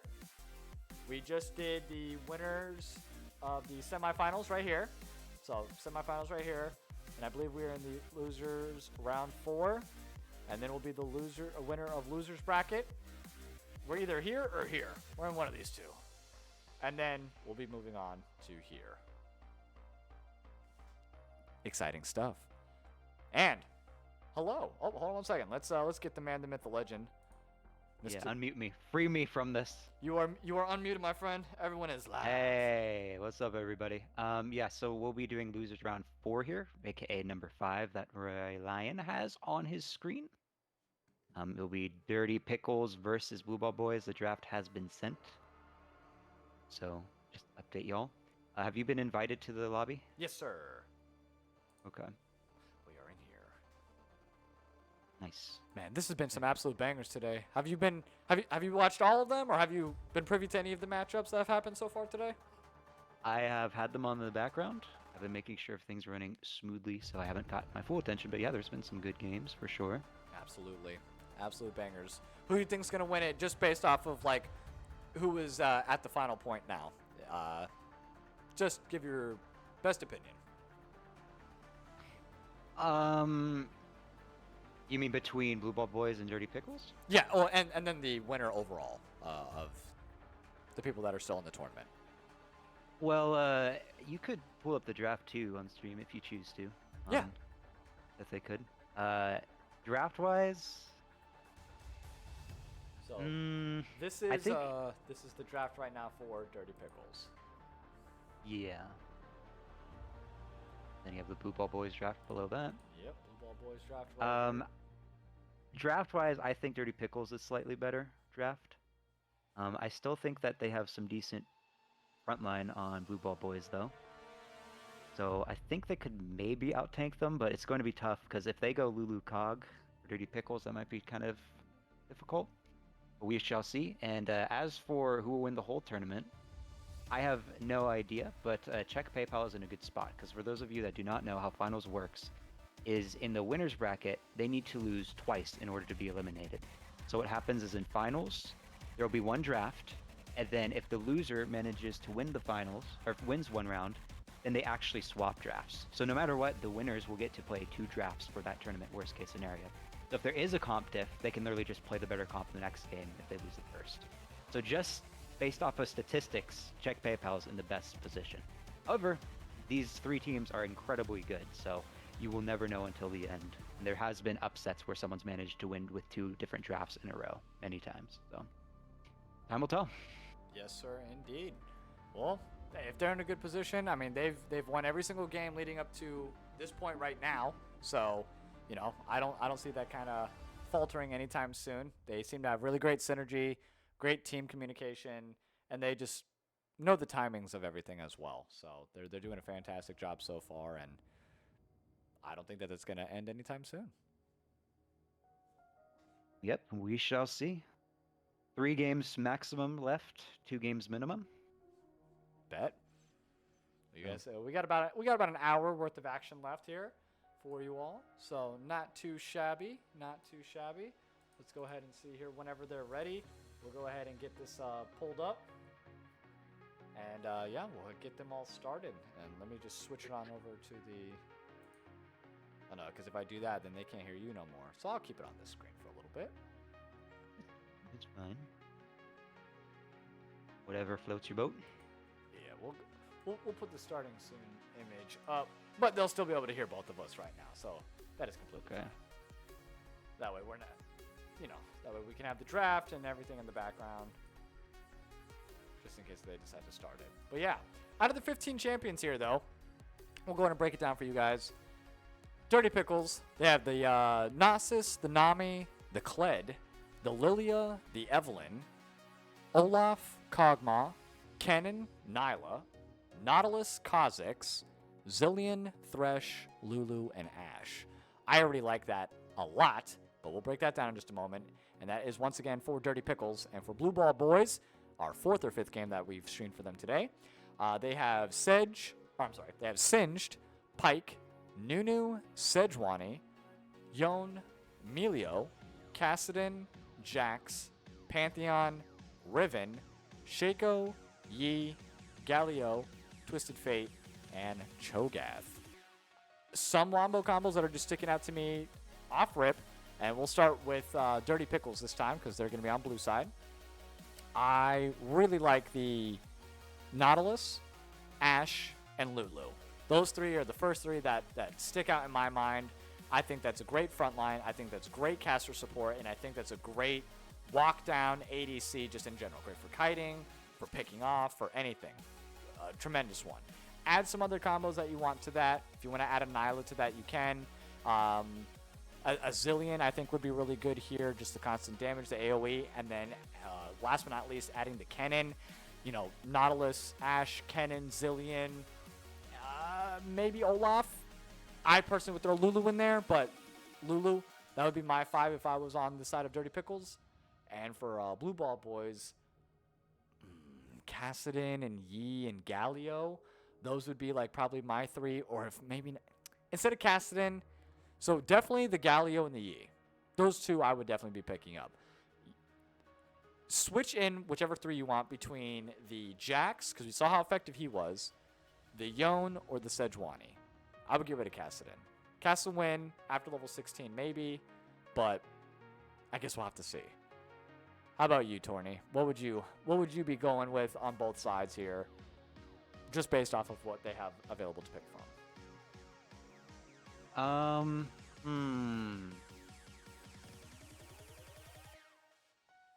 I'd probably go for Dirty Pickles. I'd probably go Progma, Lulu, Zillion. Just power that up and then just put a solid front line. Maybe Nautilus Thresh. That way you have good front line. You have 2 ways to protect Kog'Maw, and you can look for pick potential with the Thresh and Nautilus. For Blue Ball Boys, I would probably try and just counter everything. Maybe potentially use Shaco, go AP Shaco, go Cho'Gath to have a really beefy tank. You're not showing the draft, by the way. I don't know if you know that or not, but Yeah. you might want to pull that up on stream. Well, what do you mean? We're just showing the starting soon thing on stream. Oh no, I know. I Oh, okay. We're just talking you? Yeah. Gotcha. I can pull it up like this. Up to you, man. Yeah, as I was saying, for Blue Ball Boys, I think I would go Cho'Gath. Maybe Jax, because you could counter the Lulu damage. Sorry, the Kog'Maw damage with his E. Milio, possibly. Maybe go ADTF, because unfortunately Blue Ball Boys did not actually get an AD carry. So maybe go the ADTF. And then last, Good point. maybe Sejuani, because if you go Jax, Cho'Gath, you'd have 3 melees to proc your E passive. Okay. And then you just try your best to jump onto the Kog'Maw, then use Emilio to buff that passive of Sejuani. Okay. But it's tough. Honestly, I think Dirty Pickles comp is a bit easier to pilot.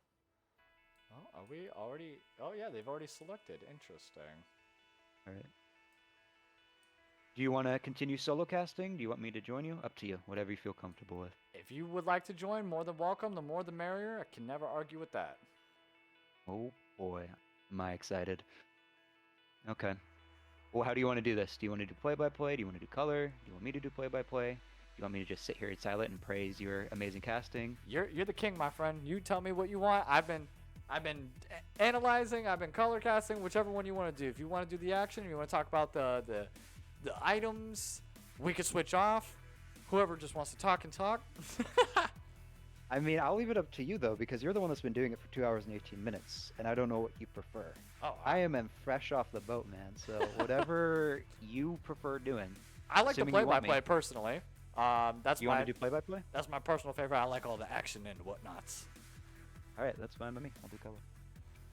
And let's just go ahead and I'm going to show you guys what they ended up picking. So breakdown, they've made their choices. How do you like it? What do you think that they should be doing? Oh, give it to You that. can show that. Oh, I know. What's but wrong with that? Oh no, what is that? What have you done? Oh no. The stream! It's ruined. Yep, we got to cancel the whole thing now. Well, thanks for tuning in, guys. Catch you later. Bye.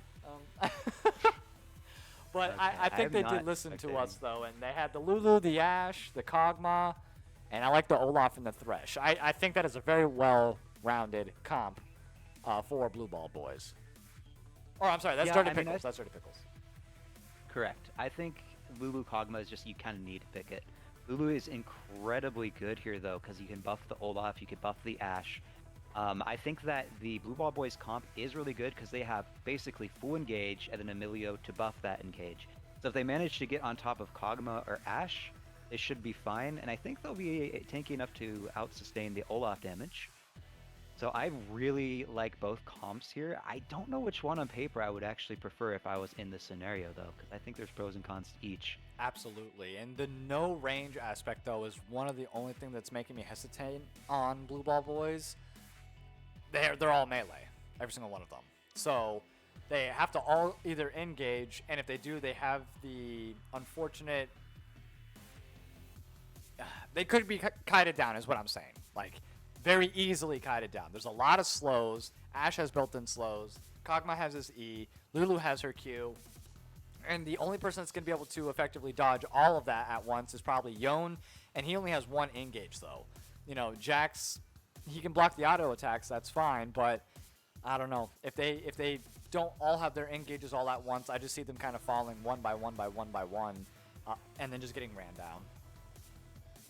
Yeah, I think that there's potential that for sure, but I do think the fact that they have 3 melees to pair with Sejuani, so she can easily proc her E. Could potentially be really strong and just instantly CC chain someone with the Jack stun on top of the Sejuani E. And then the Millia can buff everyone's auto attack range, therefore enhancing Sejuani in that aspect. So I think there is potential. I think if Blue Ball Boys gets ahead in this matchup, they could probably snowball and end the entire game instantly.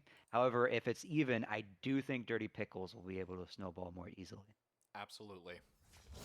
Absolutely. But we're going to find out here in just a short couple of minutes, 10, 15 minutes, I assume. And we'll just go from there. There we go. 10, We're all 15 zoomed out. minutes? Oh, yeah. Oh, I you don't mean the game. Okay. Yeah, I definitely do not expect this to be like an 8-minute game at all. We can even see upwards of like 16, 17 minutes. This is for third place, if I'm not mistaken. Or for the capability of being to go to second, right? Correct. This will be, the winner of this will advance to finals. Got you. So, everything's slow in the beginning. You know, stuff like that. All right, here we go. Nice poke. And we know the poke is going to be heavily on the blue side starting off. A bunch of ranges into a bunch of melees. There isn't anything that you could do without minions at all. And we're only level 3 right now. So they just have to be mindful. They have to stay cognizant of just their health bars. There we go. The engages are now coming through. A lot more snowballs this time in this game than we've seen in any other game. Definitely on the melee side. Cobra Slayer, though, forced to already pop the ghost and get on out of there. Alternative. Very nice, but unfortunately gets taken down by the Kog'Maw. This is what I said. They overstep their boundaries. They can get easily kited. Mayari also getting taken down. Lulu, oh, great flash death sentence, though. Illumi's going to go ahead and get a nice catch out on Llama there. Llama, oh, hanging on with a sliver of health left. Does make it out, though, and already 2-0 in favor of Dirty Pickles. What time are you in game right now? I want to make sure we're synced up. I'm at minute 35, 36, 37. Yeah, I think I'm a few seconds behind, but we'll work with it. Got you. My apologies. No worries.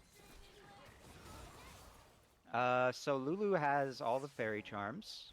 Get them in and regen. Everyone started. Majority have the starting items. As Llama will get the health. Pack having a little fun. Goodnight Lumi actually goes Hex Flash on Thresh. That's interesting. I rarely see people go Hex Flash in ARAM. Oh, yeah, we've seen you that noticed about much 2 or Hex 3 times Flashes? today, yeah. Really? Okay. By Lumi or someone else? By Lumi, specifically on engage champions like this. Blitzcrank, Nautilus, Thresh.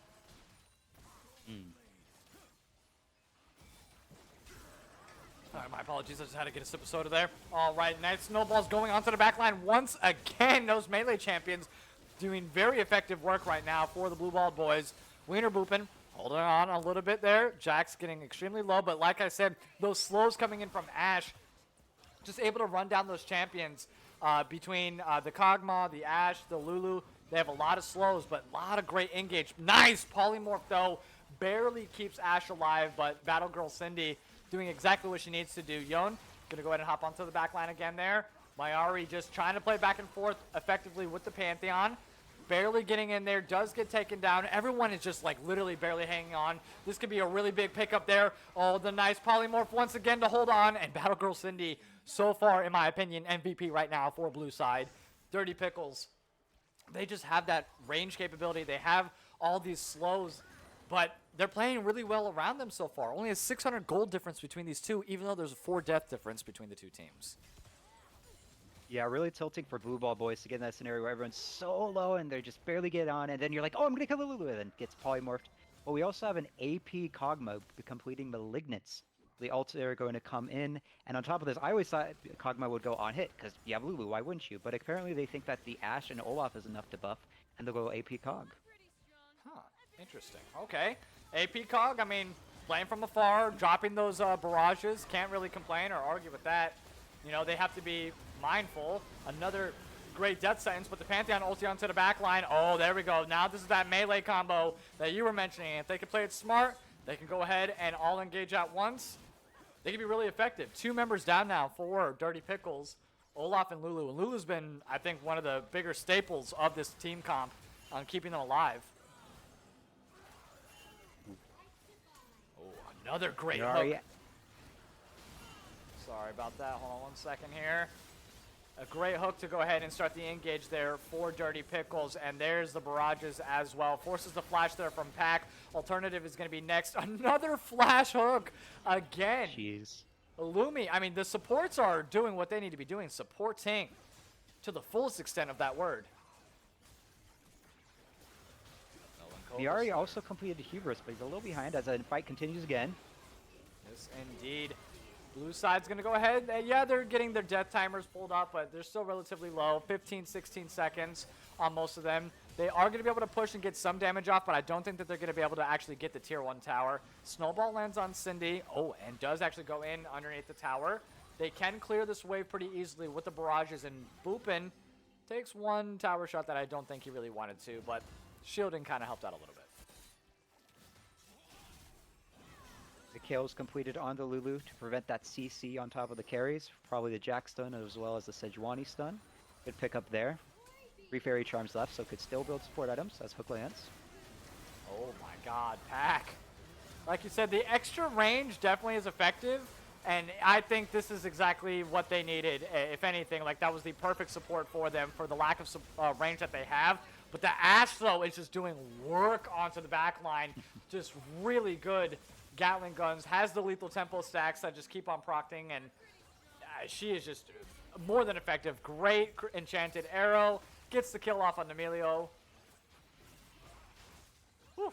That's some great work. And that is where they're going to start encountering a lot of those issues, is how can they effectively get onto the Ashe if they can't even catch up to her.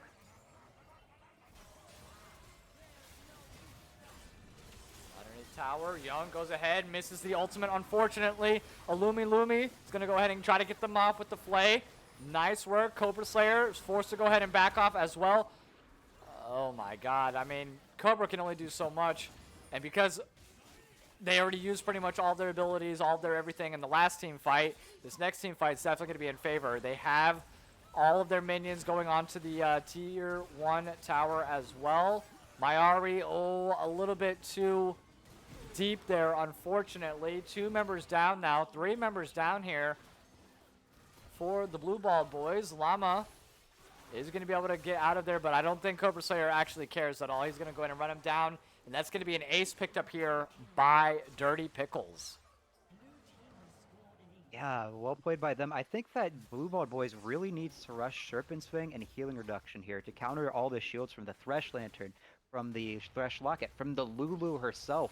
I think once they get that, that might actually change the tide of the fight. But we'll see if they pick up that item later. Let's see, but it looks like they overstepped again. It's just it's like an ever-revolving door of just death. It goes one way, it goes the other way, it goes one way, it goes the other way. And I don't think that's a very effective way to be playing ARAM. Llama almost has his Fimbulwinter stacked. Very close. I'd be curious if Llama will build a Frozen Heart here, because with all their attack speed that they could be building, that might be decent. And that will stack with the HP mana with the Fimbulwinter. Yeah, it looks like he might be building. Help me out here. What's the item? Unending Despair. That's the item. It looks like he might be building that or Locket with the Ages that he has in his inventory currently. Unending Despair, I mean, because of the AP from the Cog, I think would be pretty good. Plus, it's always doing damage, so you can't really argue with that. Another great hook landing by Thresh. There goes the ultimate on the back line there for Yon, but he's not going to be able to stay very long. Kog'Maw doing work onto the back end as well. The spacing and the kiting absolutely immaculate between the Ashe and the Kog'Maw. Nice engages all the way around. Alternative, though, is going to get pulled back by the Thresh. And oh my god, Pooh Unicorns is getting ran down, but the Polymorph by the Lulu, so effective, so good. 2 members do fall, unfortunately, but it could have been a lot worse for the side of Dirty Pickles. Their tier 1 tower might be in trouble here as they're being sieged on right now. 4 members still up, but man, that barrage is just absolutely relentless by the Kog'Maw here. Doesn't want to use too much mana. Does end up taking out the Pantheon, though, because he's got to be mindful of that. Just hard to stay focused. Yon trying to make a play. I think forcing a little bit too much. Llama's going to go ahead and get eaten up as well. 3 members down now on the side of Blue Ball Boys. And here comes the revolving door right back up the other way. Tier 1 tower already gone here for blue sides. Tier 2, I still think is in good shape. Death timer's not too high just yet. We're only 9 minutes in. They don't have a wave of their own anyways. And everyone will be back up.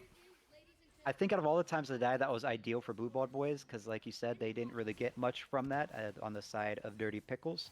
So the fact that they had 2 people up to defend just in case, I think they timed that really, really well as they engage. Ooh. Kog'Maw just trying to spend his gold, has to give it up right now. I think this is really smart. You know, only one that's going to be dead. Just play it back. Death timer's only 20 seconds right now. They're not going to be able to take our tier 2, even though I know they've been sieging it for a little bit. Leandri's completed onto the Kog'Maw, still holding on to that tier that's fully stacked. I assume he's probably going to get that item next. Yep. You need a lot of mana on Cog for sure if you're going AP. His Aura, you just melt through it like butter. It's crazy how short the mana feels, or how small the mana pool feels as him. And just for fun, if he wants to go a hybrid build, he can go Essence Reaver. So his auto attacks are going to give him mana back anyways.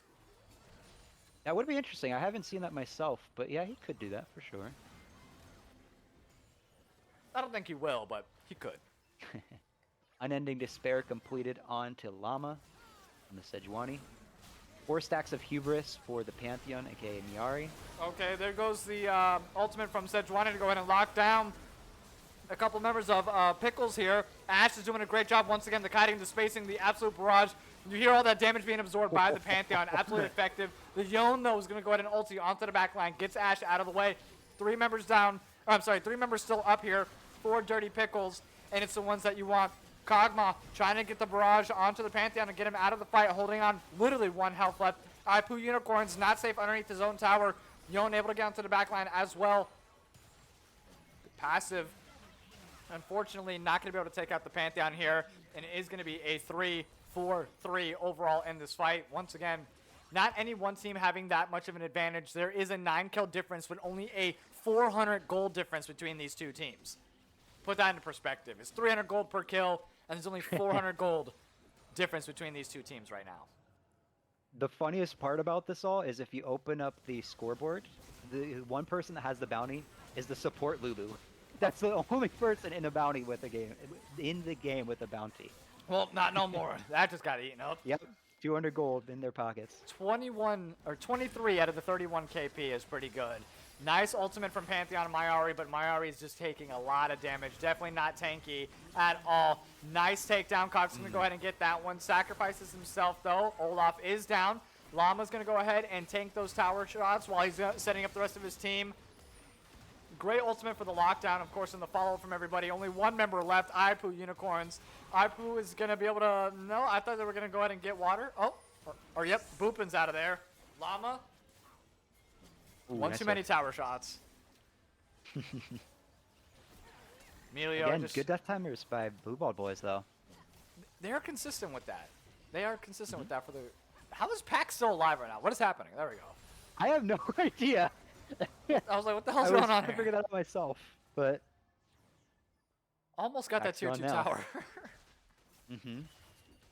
Alright, let's talk about some build updates, because Blue Ball Boys has some good component items. Serpent's Fang completed onto the Pantheon. We have Bramble Vest, Healing Reduction completed onto Llama, the Sejuani, countering both of their comps. I think these are really good items, and they're already doing alright so far, so I think that should help them in the long run. Oh, and also, Jax has the Seeker's Arm Guard, so you can have the Zonia Stasis. I don't know if he's going to fully build that into a Zonia's Hourglass or not, but we have to see how he will utilize it in the next team fight, potentially. Interesting. Zonia's would be pretty nice here. I mean, he does have AP ratio on his E, so maybe just to add a little bit more damage. Plus, it's a shorter cooldown than the Guardian's Angel in terms of just getting the invincibility back up. That's true. Guardian Angel is impossible to buy in ARAM, though. It's not available. Oh, and that too. Sorry. Yeah. Okay. Also, the what's it called? Seraph's Embrace completed onto Kog'Maw, so he's gonna have even more mana, like we talked about. So continuing to build AP, so I don't think we'll see that Essence Reaver. Well, we will definitely see. I would like to see an Essence Reaver just for fun, but I don't think that's gonna happen. And very nice engage coming in from Blue Ball Boys. Oh my god, that's a lot of damage coming onto the back line. Cobra trying to do what he can. Already popped the ultimate to get out of there. And yes, they were able to go ahead and outlive the original burst. That is exactly what they needed right there. There comes the auto attacks coming in from the range. And oh, the Yone holding onto the ultimate. Does get 1 kill onto the Thresh, though. It is 4 for 3. Definitely not the trade that you want. Too many slows coming in between the Olaf and the Ashe and the Kog'Maw and the Lulu and everybody else and their mom on the side of Dirty Pickles there. Dirty Pickles comes in, gets the ace, gets out. Yeah, 3 seconds until Wiener Boopin's up. Miari's already up. He does have ultimate. I don't know if he's going to try and maybe proxy the wave here. He will take... He's not taking the portal. He's positioning... Oh, he's now ulting. Okay. Yep. Let's see how they play this. Wiener Boopin flash stuns them. Yes, he does, and that's going to be all she wrote. I mean, once you have that initial rundown, once again, the cooldowns, it's going to go into the melee favor very, very quickly. Addergirl Cindy will walk back. I don't know the health timers, unfortunately. We cannot see that in Spectator as far as I'm aware. So she'll probably sit back. She has Knight's Vow attached to... Wait a minute. Thresh has Knight's Vow attached to the Lulu. Interesting. Ah. Huh. A little support, help support action there. I guess they just want to protect Lulu so she can continue buffing the rest of the allies. Very interesting call as they take inhibitor. I think that isn't, yeah, like you said, a very interesting call. It's like, if you get hurt, I help you, you help me, we're all good here. Yeah, I don't mind it. Lighting Jewel completed on the Kog'Maw. And that will... They don't actually have too much magic resist that he needs to penetrate. But it will come in handy if they do build some magic resist later. Let's see. I mean, they're definitely slowing down the tempo. 71 kills later, but you know, relatively slower than what we were tired. just seeing. Yeah, a lot of clicking. By the way, Jack still has Seeker's Arm Guard available. Has not popped that yet. Oh, there we go. There goes the engage from the Sejuani onto the back line here. Nice Thresh Flay to go ahead and try to get them up, but it's not going to be very effective. 2 members down already on the side of Blue Ball Boys, and yeah, it's that range diff. They have the capabilities, but they're not able to go ahead and get the secure burst and actually get Ashe or Lulu out of the way, which doesn't seem to be their focus at all. Then they're just not going to win these team fights. They lost that fight for sure, but Zonia's is now completed onto the Jax. Did he pop it there? Did I miss that? Did he pop to the stasis, do you know? I did not see it, but I can go ahead and take a look. Does still don't worry have about it. stasis available. Okay. And then Pantheon completes Sundered Sky. Okay. Healer Reduction also built on Yone. As for the opponent's builds, the Dirty Pickles, I haven't really mentioned too much because there hasn't been anything super interesting or counter item. Lulu now has Ardent Sensor and also has Shurelia's, so that will be able to speed them up as well as speed up their attack speed and their movement speed. Oh, hold on. Onto the back line. We have the Pantheon ulti along with the Yon going on. Cobra as well. Oh, Ashe is actually out of the picture this time. Alternative went ahead and focused the high priority, which was Ashe. That's a great call. Illumi barely able to make it out of there. They do get the tier 1 tower. Oh my god, is the second one going to fall? I don't know if they should be focusing it, but they are. At the moment, it's still about half health. Kog'Maw is just standing onto the back line, just doing exactly what Kog'Maws are meant to do. And even though he's AP, those auto attacks are still so effective. That is true. Lulu can always buff the Kog'Maw. Oh, never mind. They will decided to execute the Kog'Maw. I think that's okay. I think that's okay, too. I mean, they have 30 seconds. It depends. Okay, never mind. They don't have Pantheon. Yeah, I think that death timer was fine. Let's see here. No new interesting items to talk about. Yone has a little bit of armor penetration. Let's check on Thresh. We haven't talked about Thresh too much. Okay, well, he's dead, so I can't check him now. But Thresh has infinite scaling armor, which does really well into their comp, which we didn't even talk about because Pantheon's AD, Jax's AD, Yone's AD as the fight engages here. That is true. And AP, right? He gets AP ratios based off his, right? Yeah, based off his souls, he gets AP and armor, which is a very interesting combo. Lots of flashes, lots of ultimates being used as well. Yon forced to go ahead and go back. Doesn't have the ultimate quite available just yet. Cobra Hunter, great job sidestepping. Ashe is holding on with about 20% health right now. They're going to have to go ahead and clear out these supers as they are going in. The Glacial Prison just a little bit wide, and I don't think that they're going to be able to hold off as the Tier 2 tower does fall. They want to make their way. They want to get the ace. They want to go ahead and take down this Nexus. They're trying to focus on the Nexus right now. It's sitting at about 80%, 50%, 40%. Are they going to go ahead and focus it down? Yes, they are, and wow. Blue Ball Boys stepping up and ending that. It did not look good for them for a good majority of this game. Before I even exit out of this, you can see 49 to 39, 10 extra kills, but down 6K gold, even though they have 10 more kills. Like, I don't even know how the hell that happens, but it does. Very fast game. I think that Llama's team, sorry, Blue Ball Boys. I always say Llama because he's just the captain of it. Right. I think they played their comp as well as they could have. I think that was the only solution that you could have picked against Kog'Maw, Lulu. So I think their draft was really good. In the meantime, I need to work behind the scenes. I'm going to set up the draft for the finals. Again, this is the finals, so we're going to get one more game minimum, 2 games maximum. It'll be Blue Ball Boys versus Czech PayPal. Woo! I need to set that up, so I will be right back and I'll rejoin. I'll leave it up to you. How do Absolutely. you want to handle this? We'll see you in just a moment. All right. Well, I went ahead and muted that just for right now. This is going to be a rematch, though, because we've already seen this match. This was the second match of the day. After Blue Ball Boys had won their first match, they went ahead and versed Czech PayPal as their very first match after the initial, and Blue Ball Boys ended up losing. Had to go into the losers bracket, had to win all those games leading up, and now here we are in the final potential matchup of the day. These two meet again.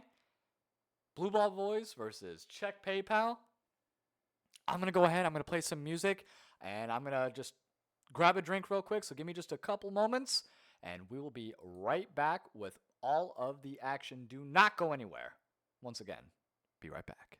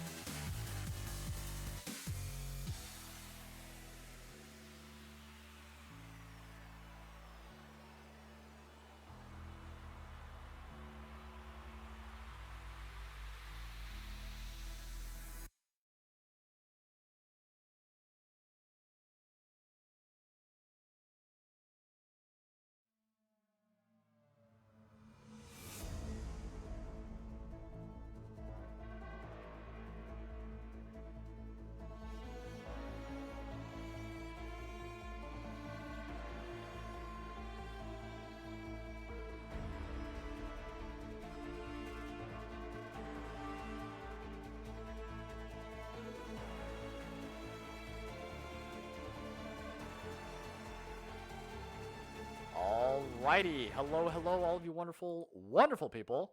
We are back with it. Don't have the stream up just yet or the final teams, but we do have the draft available and ready for you all. Let's go ahead and take a gander at that. Once again, it's going to be the rematch between Blue Ball Boys and Czech PayPal. We already saw these two teams go up against each other early on. Blue Ball Boys fell a little bit short to Czech PayPal, but now they're here for some revenge. And let's see what we are working with here. Czech PayPal, the first team. They have the options to go with Hwei, Maokai, Malzahar, Kog'Maw. Ooh, again. Yumi, we saw that before too. Kindred, Gangplank, Akshan, Sivir, Varus, Corki, Udyr, Warwick, Brand, and Tryndamere. That's a pretty disgusting team comp already. And on the side of Blue Ball Boys, we have Zoe, Jinx, Poppy, Kog'Maw, Belveth, Wukong, Urgot, Kiana, Sona, Malphite, Twitch, Twisted Fate, Mel, Nocturne, and Caitlyn. I'm really liking these two comps overall. So starting off, let's go back to Czech PayPal first. Mr. King, what do you like? What do you not like? What would you be picking? I think Gangplank is really good in here, but I don't know how comfortable the Czech PayPal is on that champion. So that's situational. I think You could go Yumi, Kog'Maw. That could potentially be something if you want to go that carry route. And Maokai is always great for reliable CC. I feel like I'm just saying a bunch of random champions because I honestly don't know. They don't need to worry about ADCs. They have plenty of that. They'll probably need to pick Brand because Brand is good AoE damage, and they have a lot of melees on the opposite side that they could potentially pick, and that's great for Brand because the ult can just bounce back and forth. Mm. So maybe pick Brand here. Maybe Vi to get back on the back line if they pick something like a Caitlyn or a Jinx. I Maybe Yumi. I agree with that. Brand, Yumi, Vi. I personally like Kindred and ARAM. I think she's a little difficult to play, but I think her ults can be very, very useful. And if you get the stacks going on early, because there's constant fighting. So if you just communicate, hey, I'm marking their squishiest target, we just all snowball in, get my mark, you can scale that way as long as you trade even. But you really need to be on the same page as Kindred, especially in a competitive environment like this. So with that being said, I would think I would do Brand, Yumi, Vi, Kindred, and if they're comfortable on it, Action or Gangplank. I Mm. think that would rely a lot of AD, which is bad against the Malphite. But I think the Brand could potentially melt the Malphite if he goes full armor. Hmm. But it's tough because you just have so much AD already on check PayPal's. What do you think? Any thoughts? Okay. Check PayPal once again. They have really good team synergy. They just are really good. The communication aspect, everything about them. Some of the first things, like you had mentioned, I already like the Kog'Maw, the Yumi, and the Maokai. Those are my first three that I definitely will lock down. Brand, a very, very strong fourth contender. I would definitely want the Brand. The only dilemma is you're pretty AP heavy in that regards, unless Kog'Maw decides to go AD here. Adding the Vi or the Kindred or the Sivir here would be great. Varus would also be pretty good here. But if you do that, then you're kind of lacking in that front line. And we've seen what happens to some teams when that happens. I think that they're able to poke out pretty effectively. I think all they really need is the Maokai. So I feel strongly that's what they're going to do. They're going to do like a Kog'Maw, Varus, Brand, Maokai combo. And then the fifth one could really be anybody. Tryndamere, Warwick, or Vi, I'm leaning towards, but not entirely sure just yet. For this one, whew, there's a lot of strong ones on this one. Off rip, Caitlyn, Jinx, and Mel. That's hella poke. That's a lot of poke. That's a lot of poke. That's a lot of poke. If you want to add a Sona to that just for a little bit of sustain and then a Malphite or a Cho'Gath, you got a really big front line. If you add these two in here, that's a tremendously big front line. I don't think that they have that many dashes in. If you need to have the Poppy, you can, but just the Cho'Gath and the Malphite alone, that's disgusting. Especially like Jinx and Caitlyn, like, and then you add Mel in there. We haven't seen Mel, surprisingly, even though she was available to be picked from earlier. We haven't seen her. I'm surprised we haven't seen her, to be honest, at all. I expect to see her this game. I expect her to show her presence, and let's see what happens. But I don't know. That's what I would go with personally. I would go with a lot of poke. I'd go with a nice thick front line. Because PayPal doesn't have that frontline capabilities, all I would do is just poke in this case. Once again, I would do the Kog'Maw, Yumi, and Brand for certain, those three. And then the other two you could switch out between Sivir and Varus or Corki. I didn't even see Corki the first time, but yeah, Corki would be pretty good here as well. And then just go from there. Just rely on the Maokai engages.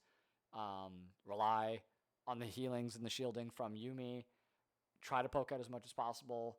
Make them come to you under any circumstance.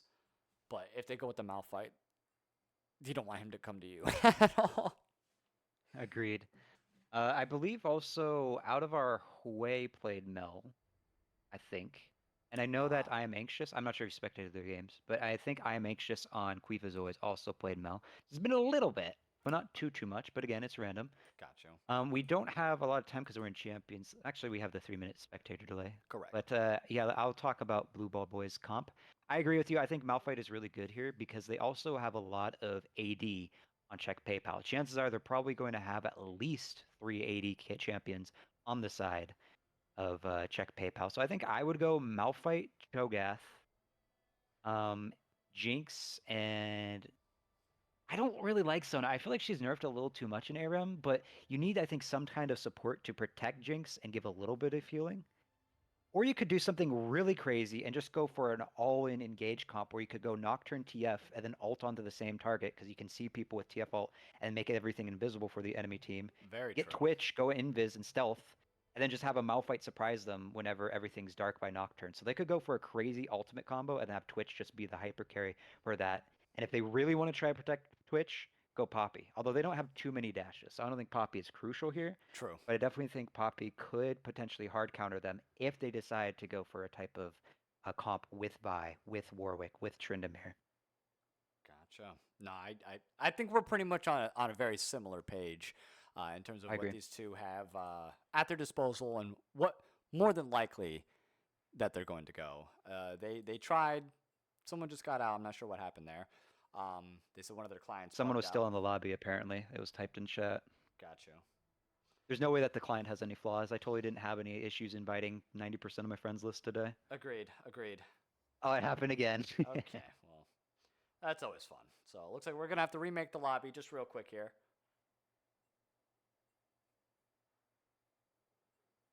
All right. Well, the first two games were already played here, so this is gonna be the third one. I'm just kidding. If only. I know Blue Ball Boys wants that. Yeah, for real. They're like, please. We're fine with that. So if Wiener Boopin typing solid 2-0 for us in draft. GG, well played, guys. so Blue Ball Boys, if they lose this, that's it. Check PayPal wins. Done. Correct. So how this works is if Check PayPal wins, the tournament's done, right? If Blue Ball Boys wins, then the teams swap drafts and swap sides. So we're looking at Check PayPal's. They have Vi, Maokai, Malzahar, Kog'Maw, those champions. Uh-huh. If Blue Ball Boys wins this, then now Blue Ball Boys will have to play their comp. Check PayPal will have to play their comp. So no matter what, you'll see this draft for the next game. It's just going to be a matter of which team will be playing it. But if there is no next game and Check PayPal wins, that eliminates Blue Ball Boys, and Check PayPal will be the final remaining team in the tournament. Okay. Do they have to pick the same champions that they just picked last time out of the 15? No, they can pick whatever they want as long as it's within the draft. Even though they saw what each other was going to be picking? Yeah. Interesting. They're going to have to Yeah. change it up a little bit then, if maybe. They could. I mean, sometimes it's just straightforward. It's you see 5 champions and you say, oh, we're going that for sure. But with this draft that we currently have, I think there's just so much variety you could go. It just depends on your play style and what teams individually want to do and what they're comfortable on. Gotcha. I agree. I would just remake the lobby real quick. Yeah, I think that's what we're doing. That's why there's such a delay here. Yeah. Yeah, they're just going to go ahead and remake that real fast. That's no problem. Good old League client can never fault them, you know? It's flawless. They just have You know, billions guys, of if dollars. if we never complained about them returning chests, we could have this feature. I know, right? Uh, It's like, come on. For whatever reason, I can't invite you, but hopefully Llama will. Uh-oh.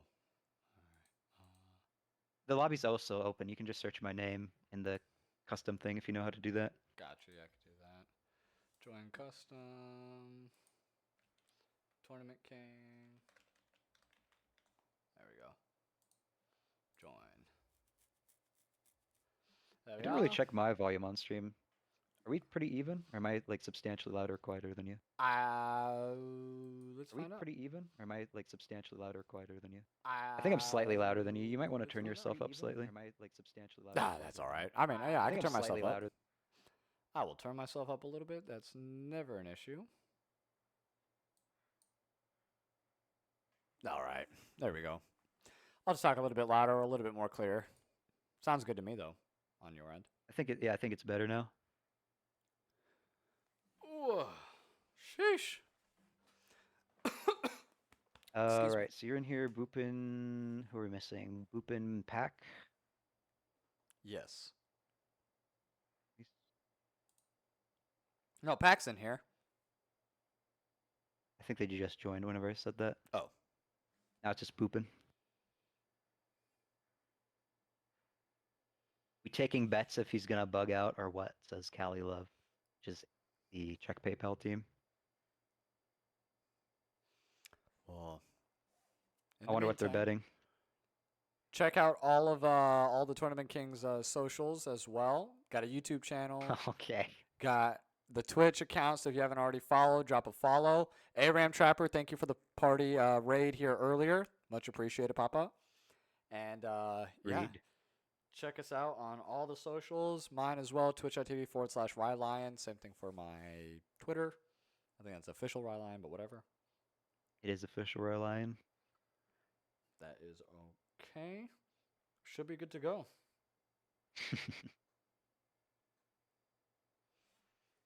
And we got booping in here. Everyone seems to be in here.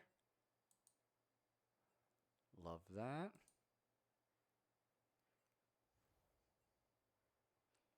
Damn, I didn't realize how many emeralds and diamond players there were on these teams. Mm-hmm. Yeah, it would be interesting. I haven't hosted a Team Summoners Rift tournament in a while. So I hopped in the Blue Ball Boys chat, a little behind the scenes, and one of the members of Blue Ball Boys said that there should be a tournament where the game mode is completely random. So you enter the tournament, but you don't know if you're playing Summoner's Rift or Arena or ARAM. It's just randomly decided, and you need to be prepared for it, which which would be crazy, but it might be entertaining. Yeah, that'd be actually insane. Or do an entire thing where you have start off with one mode and then switch to the next, That and would do an overall point score. that would also be insane. Maybe one day. I'm loaded in, but we'll Hey, see if there they we are, because go. that's on them. Oh, that's true. When is the next ARAM tournament? Says ARAM. Make sure to hide that, please. When is the next ARAM tournament? I'd love to join with some mates. That is currently being decided. If you haven't joined the Discord server, I'd recommend doing that. My plan is to do it in July. In June, we will be having a solo Summoners Rift tournament, and we'll also be having for the very first time a Europe West tournament, which should be interesting. We'll see how that goes. But July, I'm thinking maybe July 12th or 19th for the next ARAM event. Assuming that Riot Games doesn't release a special custom game mode, such as Nexus Splits or maybe re-releases Arena. I didn't like the new arena comparative to the original arena, personally. That is a hot take if I've ever heard of one. Why didn't you like it? Because it sucked. I'm just kidding. Okay. I didn't like the End of changes. story. I didn't like the changes that they made. I mean, the only thing that I really had a problem with on the last arena was that damn lily pad. One essentially.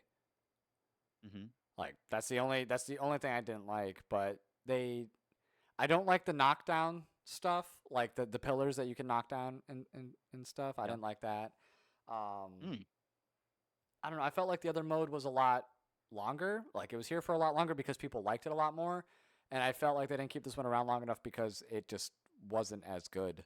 This battle one is kind of fun. I'm not going to lie. Like I've had fun escorting the minions. I've only played it one time though. But now that they're officially locked in, we can take a look and see what champions they did select. And Yes, sir. let's see what's going on. So let's break it down. How do you like? Are you surprised at any of the picks that you see here in front of you? Honestly, by Blue Ball Boys, no, not really. I mentioned Sona might be pretty good. I mentioned Cho'Gath. I said Poppy potentially, depending on the comp. I Right. don't really like Poppy into their comp though. I think you can only counter Corki here, maybe Yumi, but Yumi's probably smart enough to not detach too often. But I do like Blue Ball Boys comp. But I will say for Check PayPal, for me personally, I am very surprised by this. I figured they might go more for a Kog'Maw style carry and protect the Cog with Cog Yumi, but they're going to try and maybe do that with Sivir. I'm really curious to see who Yumi attaches to. And we also don't know if it's going to be an AP Udyr build, burn build, because that's pretty common, That's or what if I it's was going to be say. tank Udyr that will just carry Yumi. But what do you think? You just hit the nail on the head. I think it's going to be an AP Udi with the Yumi on Udi for the most of that. You know, he has the heals himself. He has shields himself, and just adding the Yumi to that is just going to make him more effective. And I think it's the perfect distraction away from the Sivir and the Corki. Because even if they do ignore Udyr completely, Udyr's just going to get onto their back line, beat up their Twitch, beat up their Caitlyn, or just burn them overall. The only dilemma that I see, though, right now is that Cho'Gath and that Poppy. Those are big boys. You know what I mean? They are tanky. They have the ability to eat a lot, and yeah, they have like a good amount of damage. But Sivir and Corki are the only two damage ones really on their team. Everyone else is just kind of like a support role. Udyr doesn't have the range at all, so he's going to get poked out by Caitlyn. He's going to get poked out by the Twitch. And if Maokai's the front line there, if he's the only one absorbing and everything, he's going to get taken out very quickly. And if I'm not mistaken, I think Poppy can also block the Nether Grasp from Maokai. If he goes to engage and Poppy does pop her W, I think she does block the Maokai. I don't think that he's untargetable in that sense. I actually think you might be incorrect on that. I'm pretty sure actually Maokai W is actually unstoppable. Really? I believe so, yeah. I was just about to say that. But I guess we'll probably figure out real quick in this ARAM game. But I'm pretty sure it does not block it. I think it's one of the very few dashes that's untargetable in the game. Got you. I know it doesn't stop a Nocturne. It definitely does stop Kai'Sa. Only because it's been done against me several times. I've experienced the nightmare. Yeah, that one specifically. But we'll have to see. We'll have to see. And I'm still a big believer, though, of, I am a big fan of the Blue Ball Boys in general. But I am a very big, firm believer in Check PayPal. They have proven time and time and time again to be a great synergized team, great communication. They have the patience, they have the experience, no matter if it does seem like they have the worst comp overall. Or when I say worst comp, I just mean the less favorable comp overall. But I mean, Triple B's, they're no slouch either. You know, I love Llama. I love his team. I think they have really good comp capabilities. They might accidentally falter. In the first game, I think they just accidentally mispositioned themselves in a couple of, detrimental team fights there at the very end, which led to their demise. But I think that they learned from it and that they're ready to come back even stronger and show them that they have the ability to win this thing overall. It's going to take 2 games, though, if they win this one. Timer check. I'm at 19 seconds. 22. Seconds, Sorry, 21. 23, 24, 25. Okay. Yep. I think we're synced. Perfect. All right. Coming out the gate real strong, though. Sivir already putting in a lot of work with the Boomerang. Flash by Airbus already. Oh, Udyr flashes underneath the tower. That's a little bit interesting. Has the AoE. Twitch coming in from the side as well. Great positioning, but that healing and that shielding once again. Down goes the Twitch. Down goes the Corki as well. Sivir's going to fall shortly there behind, but alternative, I was going to say, it's right there. Gets taken out by Cho'Gath. Man, they are just going all out. 5 deaths, 6 kills already overall in this game mode. Yuumi also not able to hold on. God damn. All right. A minute into the I won't be game. able to say a word this game. Oh, a minute. We're already in it. It's already 5 kills given on over to the Triple Bs over here. Okay, Pact stepping up, getting taken down by Cali Love. Nice lockdown, Mayari. Trying to go ahead and get some action in, but also really low. Great focus coming in there from Check PayPal. They are able to go ahead and get a lot of damage, though. The expunge coming in from Twitch. Twitch is going to be going AD this game. Definitely effective, I would say. I like the trap setups also coming in here by Caitlyn. Really nice inside the bushes, stopping the advancements, getting the vision. Couldn't ask for anything better. Yeah, as for builds, there's no one doing anything crazy except like we said about Udyr and Champions. Like he does have a catalyst of Aeons, and then that will be potentially Roa being built, I'd assume. So he will be going AP as Llama engages. Yeah, Llama. Like you said, that Poppy pick, that's the only question mark that is, I think, right now on the record of Blue Ball Boys. They don't have that many, if any, engages. Corki, I mean, yeah, but how badly do you need to stop a Corki from getting to your back line versus other, I think, more effective tanks at this point? You know what I mean? Yeah, I agree. I mean, I do think Poppy's all right here. You could pin people into the wall. True. And also pin people into a trap if Caitlyn has traps, if Llama is coordinated that way. True.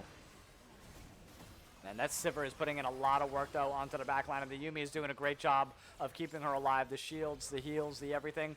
We both speculated who it would be. I guessed Udyr. I don't think you made a guess, but it ends up being the Sivir, and that's a great choice. And the Udyr does have the Blasting Wand, so yeah, for sure going into Rod of Ages. Okay, so yep. Everyone has... Each team has 3 members that have tier. Oh no. Tier on Corki, Maokai, Yuumi, Poppy, Cho'Gath. Oh my god, that Poppy barely missed her ultimate. Did do a great job of locking down Furbo, but the healing and the shielding from Yuumi, it's just too much, especially at this point in time. They have no Serpent's Fang, of course. They have no Grievous Wounds. And then the dive coming in very smoothly here from Check PayPal. And yeesh, I was almost an ace. Oh my god, just showing up and just going no. back. Pack, unfortunately. You were also a little bit hesitant on the Sona. You said she was a little bit too nerfed. I'm not the biggest fan of Sona and ARAM, but I also said that I think protecting the 80 carry would be good because they had no other supports. So I don't think Sona was bad considering their draft. I'm just not the biggest fan. I'm not Sona's #1 fan, to be honest. Absolutely.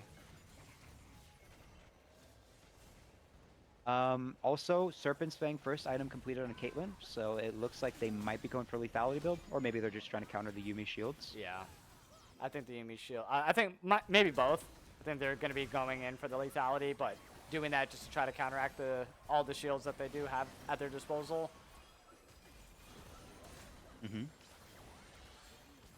Cho'Gath is going to be building Heartsteel. Hasn't purchased it yet, but will be going it would appear. Nice snipe. Yeah, that was a great ultimate by Caitlyn there. That tier 1 is barely... We're about 5 minutes in, and the tier 1's already almost done. Meanwhile, on the other side of the map, the tier 1 hasn't even been touched yet. That's actually pretty surprising. I thought they would have at least had a few autos thrown onto it. I don't think it has any health regeneration either. Like, no, they haven't even touched it once. Udyr, nice snowball onto the back line. Does get the kill off onto the Caitlyn. Pack is also going to be next up on the list here. Twitch does fall, though, unfortunately. That's going to be 4 members down now here for the Blue Ball boys. And, yeah, I mean, check PayPal. This is pretty good. And Callie, I respect that. I respect Callie's like, you know what? Kudos. I'm just going to stand right here. I mean, worst case scenario, she zoned her off to make sure to get the tower for the team. Oh but my god. I'm pretty sure they wanted the kill. Unfortunately, Wiener Boopin showing up and getting taken out just as quickly as he showed up.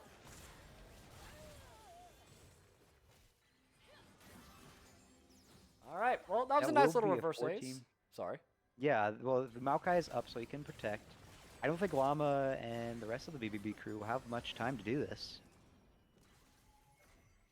I don't think so either. Curious if Cho'Gath took, Oh, Cho'Gath went Warmogs first. Okay. Oh, he was not going for Heartsteel. He went for the Warmogs rush. That is interesting. I'm not going to lie. Yeah. And also Sundered Sky completed onto the Corki. Huh. I don't see that too often on Corki, at least as far as I'm aware. Really? No. All right. I mean, there we go. We had the Corki engage kind of somewhat stopped a little bit by Poppy.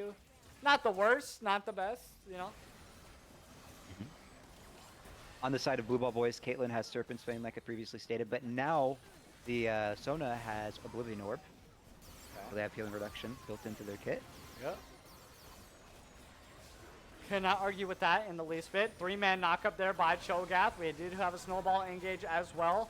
Llama's going to go ahead and try to be effective. Airbus, though, does take down the Twitch. That tower is trying to do what he can, but that, Corki is just absolutely a menace right now with the double kill. Oh, the triple. We could see the second pentakill of the day on stream. Never mind. Udyr is going to go ahead and pick that one up. And then the last one being picked up there by the Quadra. Given on over. Oh, no. I'm sorry. The last one picked up by Sivir.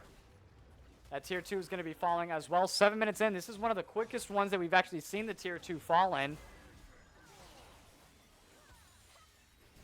Inhib is going to remain up because they don't want to funnel any free gold. Focus is going to be on the Udyr instead of the Sivir as of right now. Caitlyn trying to do what she can, but taken down to half health by the Sivir, who was already at like 40%.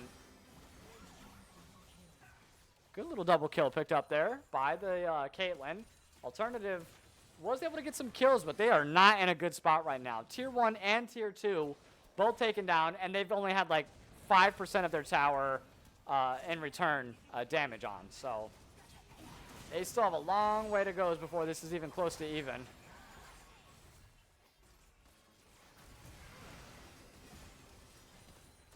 Boots of Swiftness completed onto the Miari, the Cho'Gath, preventing some of those slows, quite a bit of slows. Also, one thing that I didn't address is the Maokai is really good here, just because if you throw the sapling, you could have Sivir throw her boomerang by the slowed sapling, along with the Corki ultimate shots as well. True. So, true. Nice Poppy ultimate. Yeah, the Poppy ultimate is to go ahead and stop the engage there. I thought that was very clever, very effective. Now we have the rest of the team, though, engaging onto the backline here. That Udyr with the AP is just absolutely shredding with the Corki also on the backline. Too many people to focus on. Sivir's going to go ahead and engage as well. Pops the ultimate, gets the movement speed boost onto everybody. Auto Text are playing onto Miari, but it doesn't really matter. Seems to be holding on for just a little bit longer. Does get the knockoff up, but he is only at 5% health. Not able to help out the rest of his team. Llama tries to go ahead and go back in to help. Miari, literally 1% health right now. He is just one. As Warmogs. Oh, yep. That's the reason why he built Warmogs, just for this exact reason. That's his only hope at this point. Oh my goodness. Great snowball once again onto the back line here. A lot of tower shots, unfortunately, and Miari does go ahead and help lock down that kill. Corki, though, that's a lot of damage. That's a lot of lethality. Gets the ultimate eaten up by Kali Love. Great job from Maokai. Alternative. Oh, the flash from Corki. I was waiting for it. Wow, coordinated.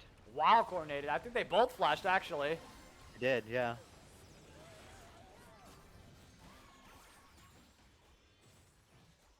Yeah, check PayPal goes down here, but they have plenty of time. There's no wave that Llama and the rest of the crew can push.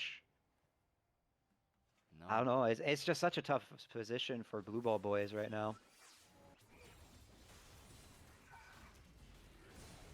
It really is. Like, 10 minutes in, Inhib's down. Kills are right there. It's really close, but it's not that close. Robo hiding in the bush. Does have Roa almost fully stacked, does have Unending Despair, and does have Bomby Cinder. So going for a tankier build, actually. Not going AP. As Roa just procced for the Udyr. Fully stacked. Orky playing aggressive, wow. Poppy ultimate, what is this? They're I don't want to say they're slowing it down because it's definitely not slow in the least bit, but everyone's just kind of dancing back and forth right now, just waiting for that one last engage. Nice Sona ultimate to go ahead and lock them down, but is it going to be enough? Onto the back line.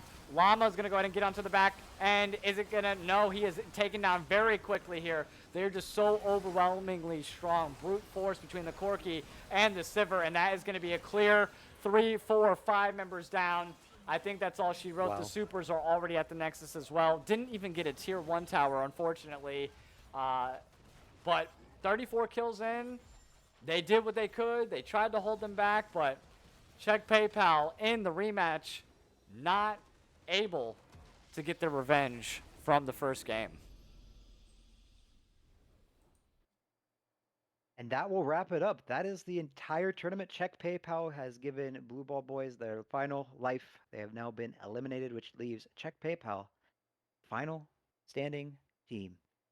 I'm going to hop in their voice channel, see if they're willing to do an interview, and then we'll be back in here in a minute. If you want to keep the stream entertained or talk about the game, up to you. I could definitely do that. Perfect. Let's go ahead and put some Spotify onto the background, just get a little bit of ambiance music here. But from start to finish, check PayPal, absolutely relentless. And if I had to take a MVP overall for this game, for the entirety of everything, that's such a hard one. Ooh. I don't know. Inosa. I think Inosa on every AD role that they had, absolutely disgusting. Furbo at the same time, you know, definitely did a great job eating a lot, tanking a lot, setting up his team, being the engager. Like, it's really difficult. The whole team has such great synergy, and they work so well together, as you can clearly tell here. Like, it's hard to pick just one.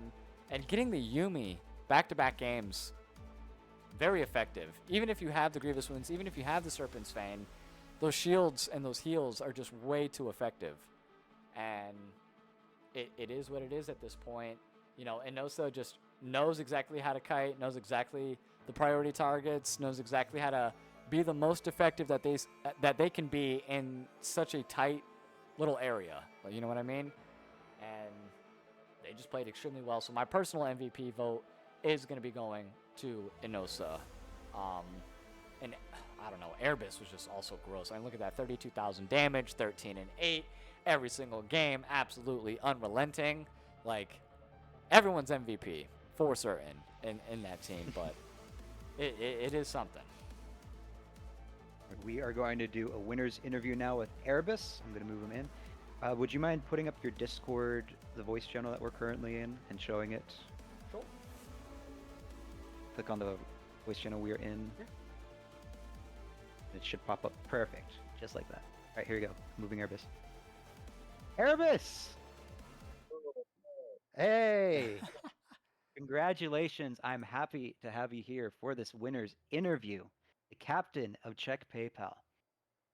So, Erebus, first time using this bot draft feature, very similar.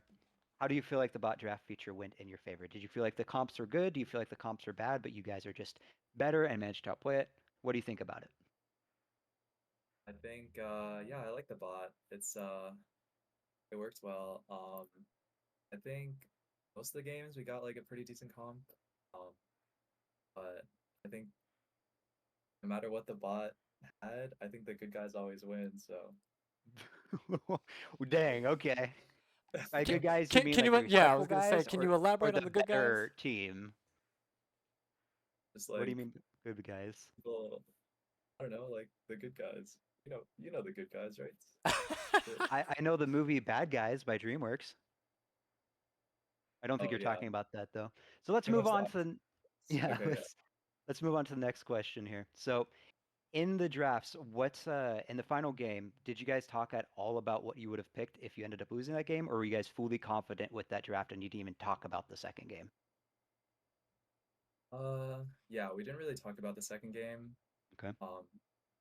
Yeah, I think we were pretty confident, but yeah, I think like if we really needed to go second game, we would just draft it after that. So yeah. Hmm.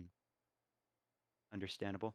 And I have some questions for you because there's some unexpected stuff. And if there's like legit drama, then please don't talk about it because I'm not trying to um, poke you about this.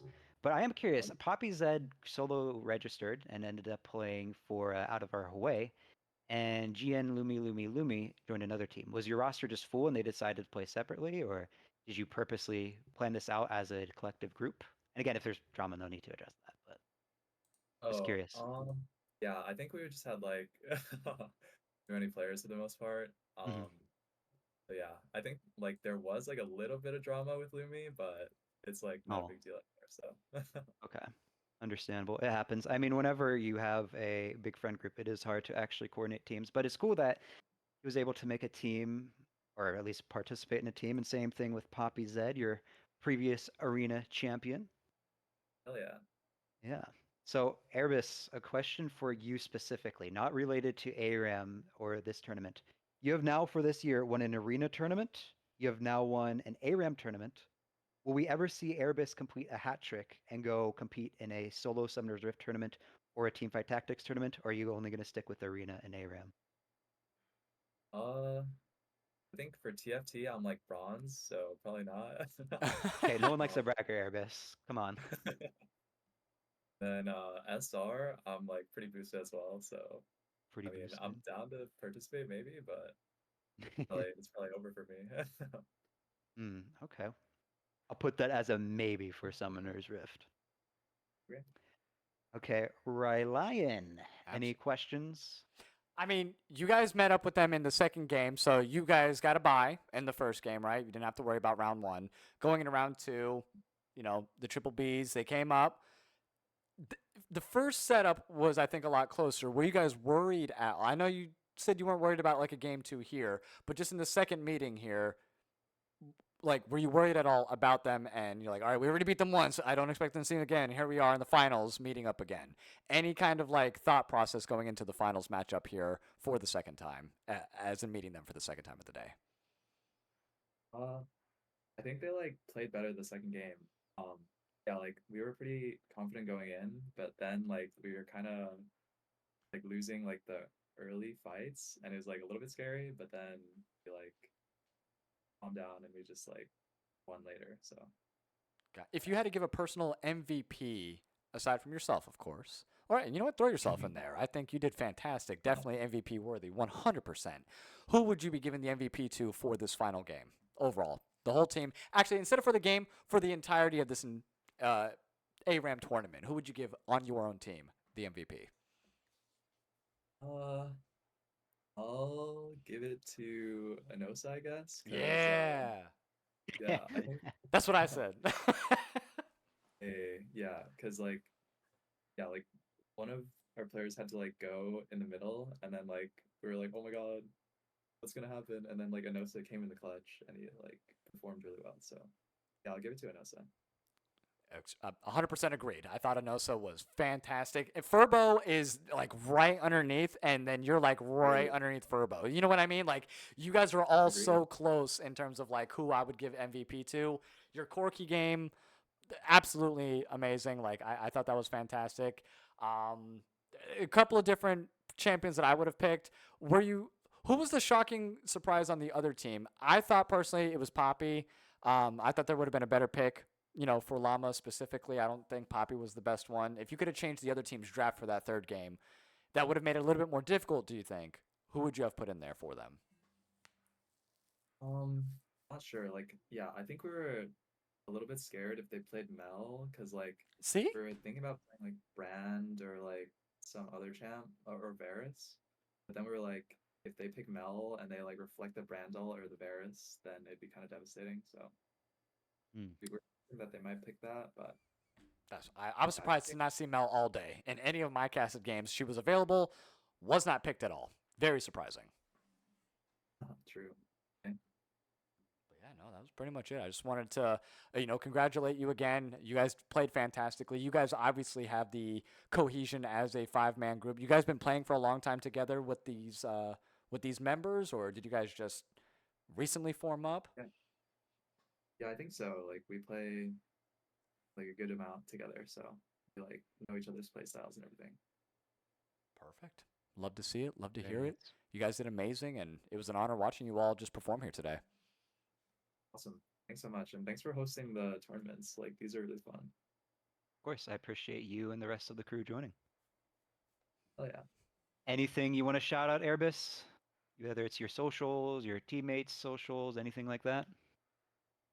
Obviously, safe for work, please. Keep things safe for work. I think someone in our Discord said justice wins or something. So I'm just say that. You guys win, Justice hurrah. wins? Justice. Yeah, something like I don't know. I don't know what they mean, but yeah, I'm just saying it. I feel like there's some context that we're missing, but to be continued in the next tournament, I guess. We'll leave it on a plot twist or a cliffhanger, I mean. Cool. All right. Airbus, thank you so much. Congratulations. I will move you back to Thank your team chat, and I will send you the honorable voting thing in your team chat shortly. Sounds good. Thank you. All right. Congrats. Peace. All right. Rylionn, Yes, sir. I'm here. you've done it. You've mostly solo casted all of the games, except for the very end, which I barely talked because of how much fighting. But thank you so much. Anything you want to say or shout out of yours? I Nah, will link your stuff in Twitch chat. I mean, yeah, I do have my personal Twitch. I have my Instagrams and my Twitters, official Rylionn or just Rylionn. But definitely make sure you follow the Tournament King. Keep, keep following the secondary channel. Follow him on YouTube. Get that monetary up so that way we can go ahead and, do things more effective for you guys in the community. On the next tournament, I want 16 teams in here. We have 7. Let's aim for 12. And then 16, get a whole bracket going on. 16 teams at most.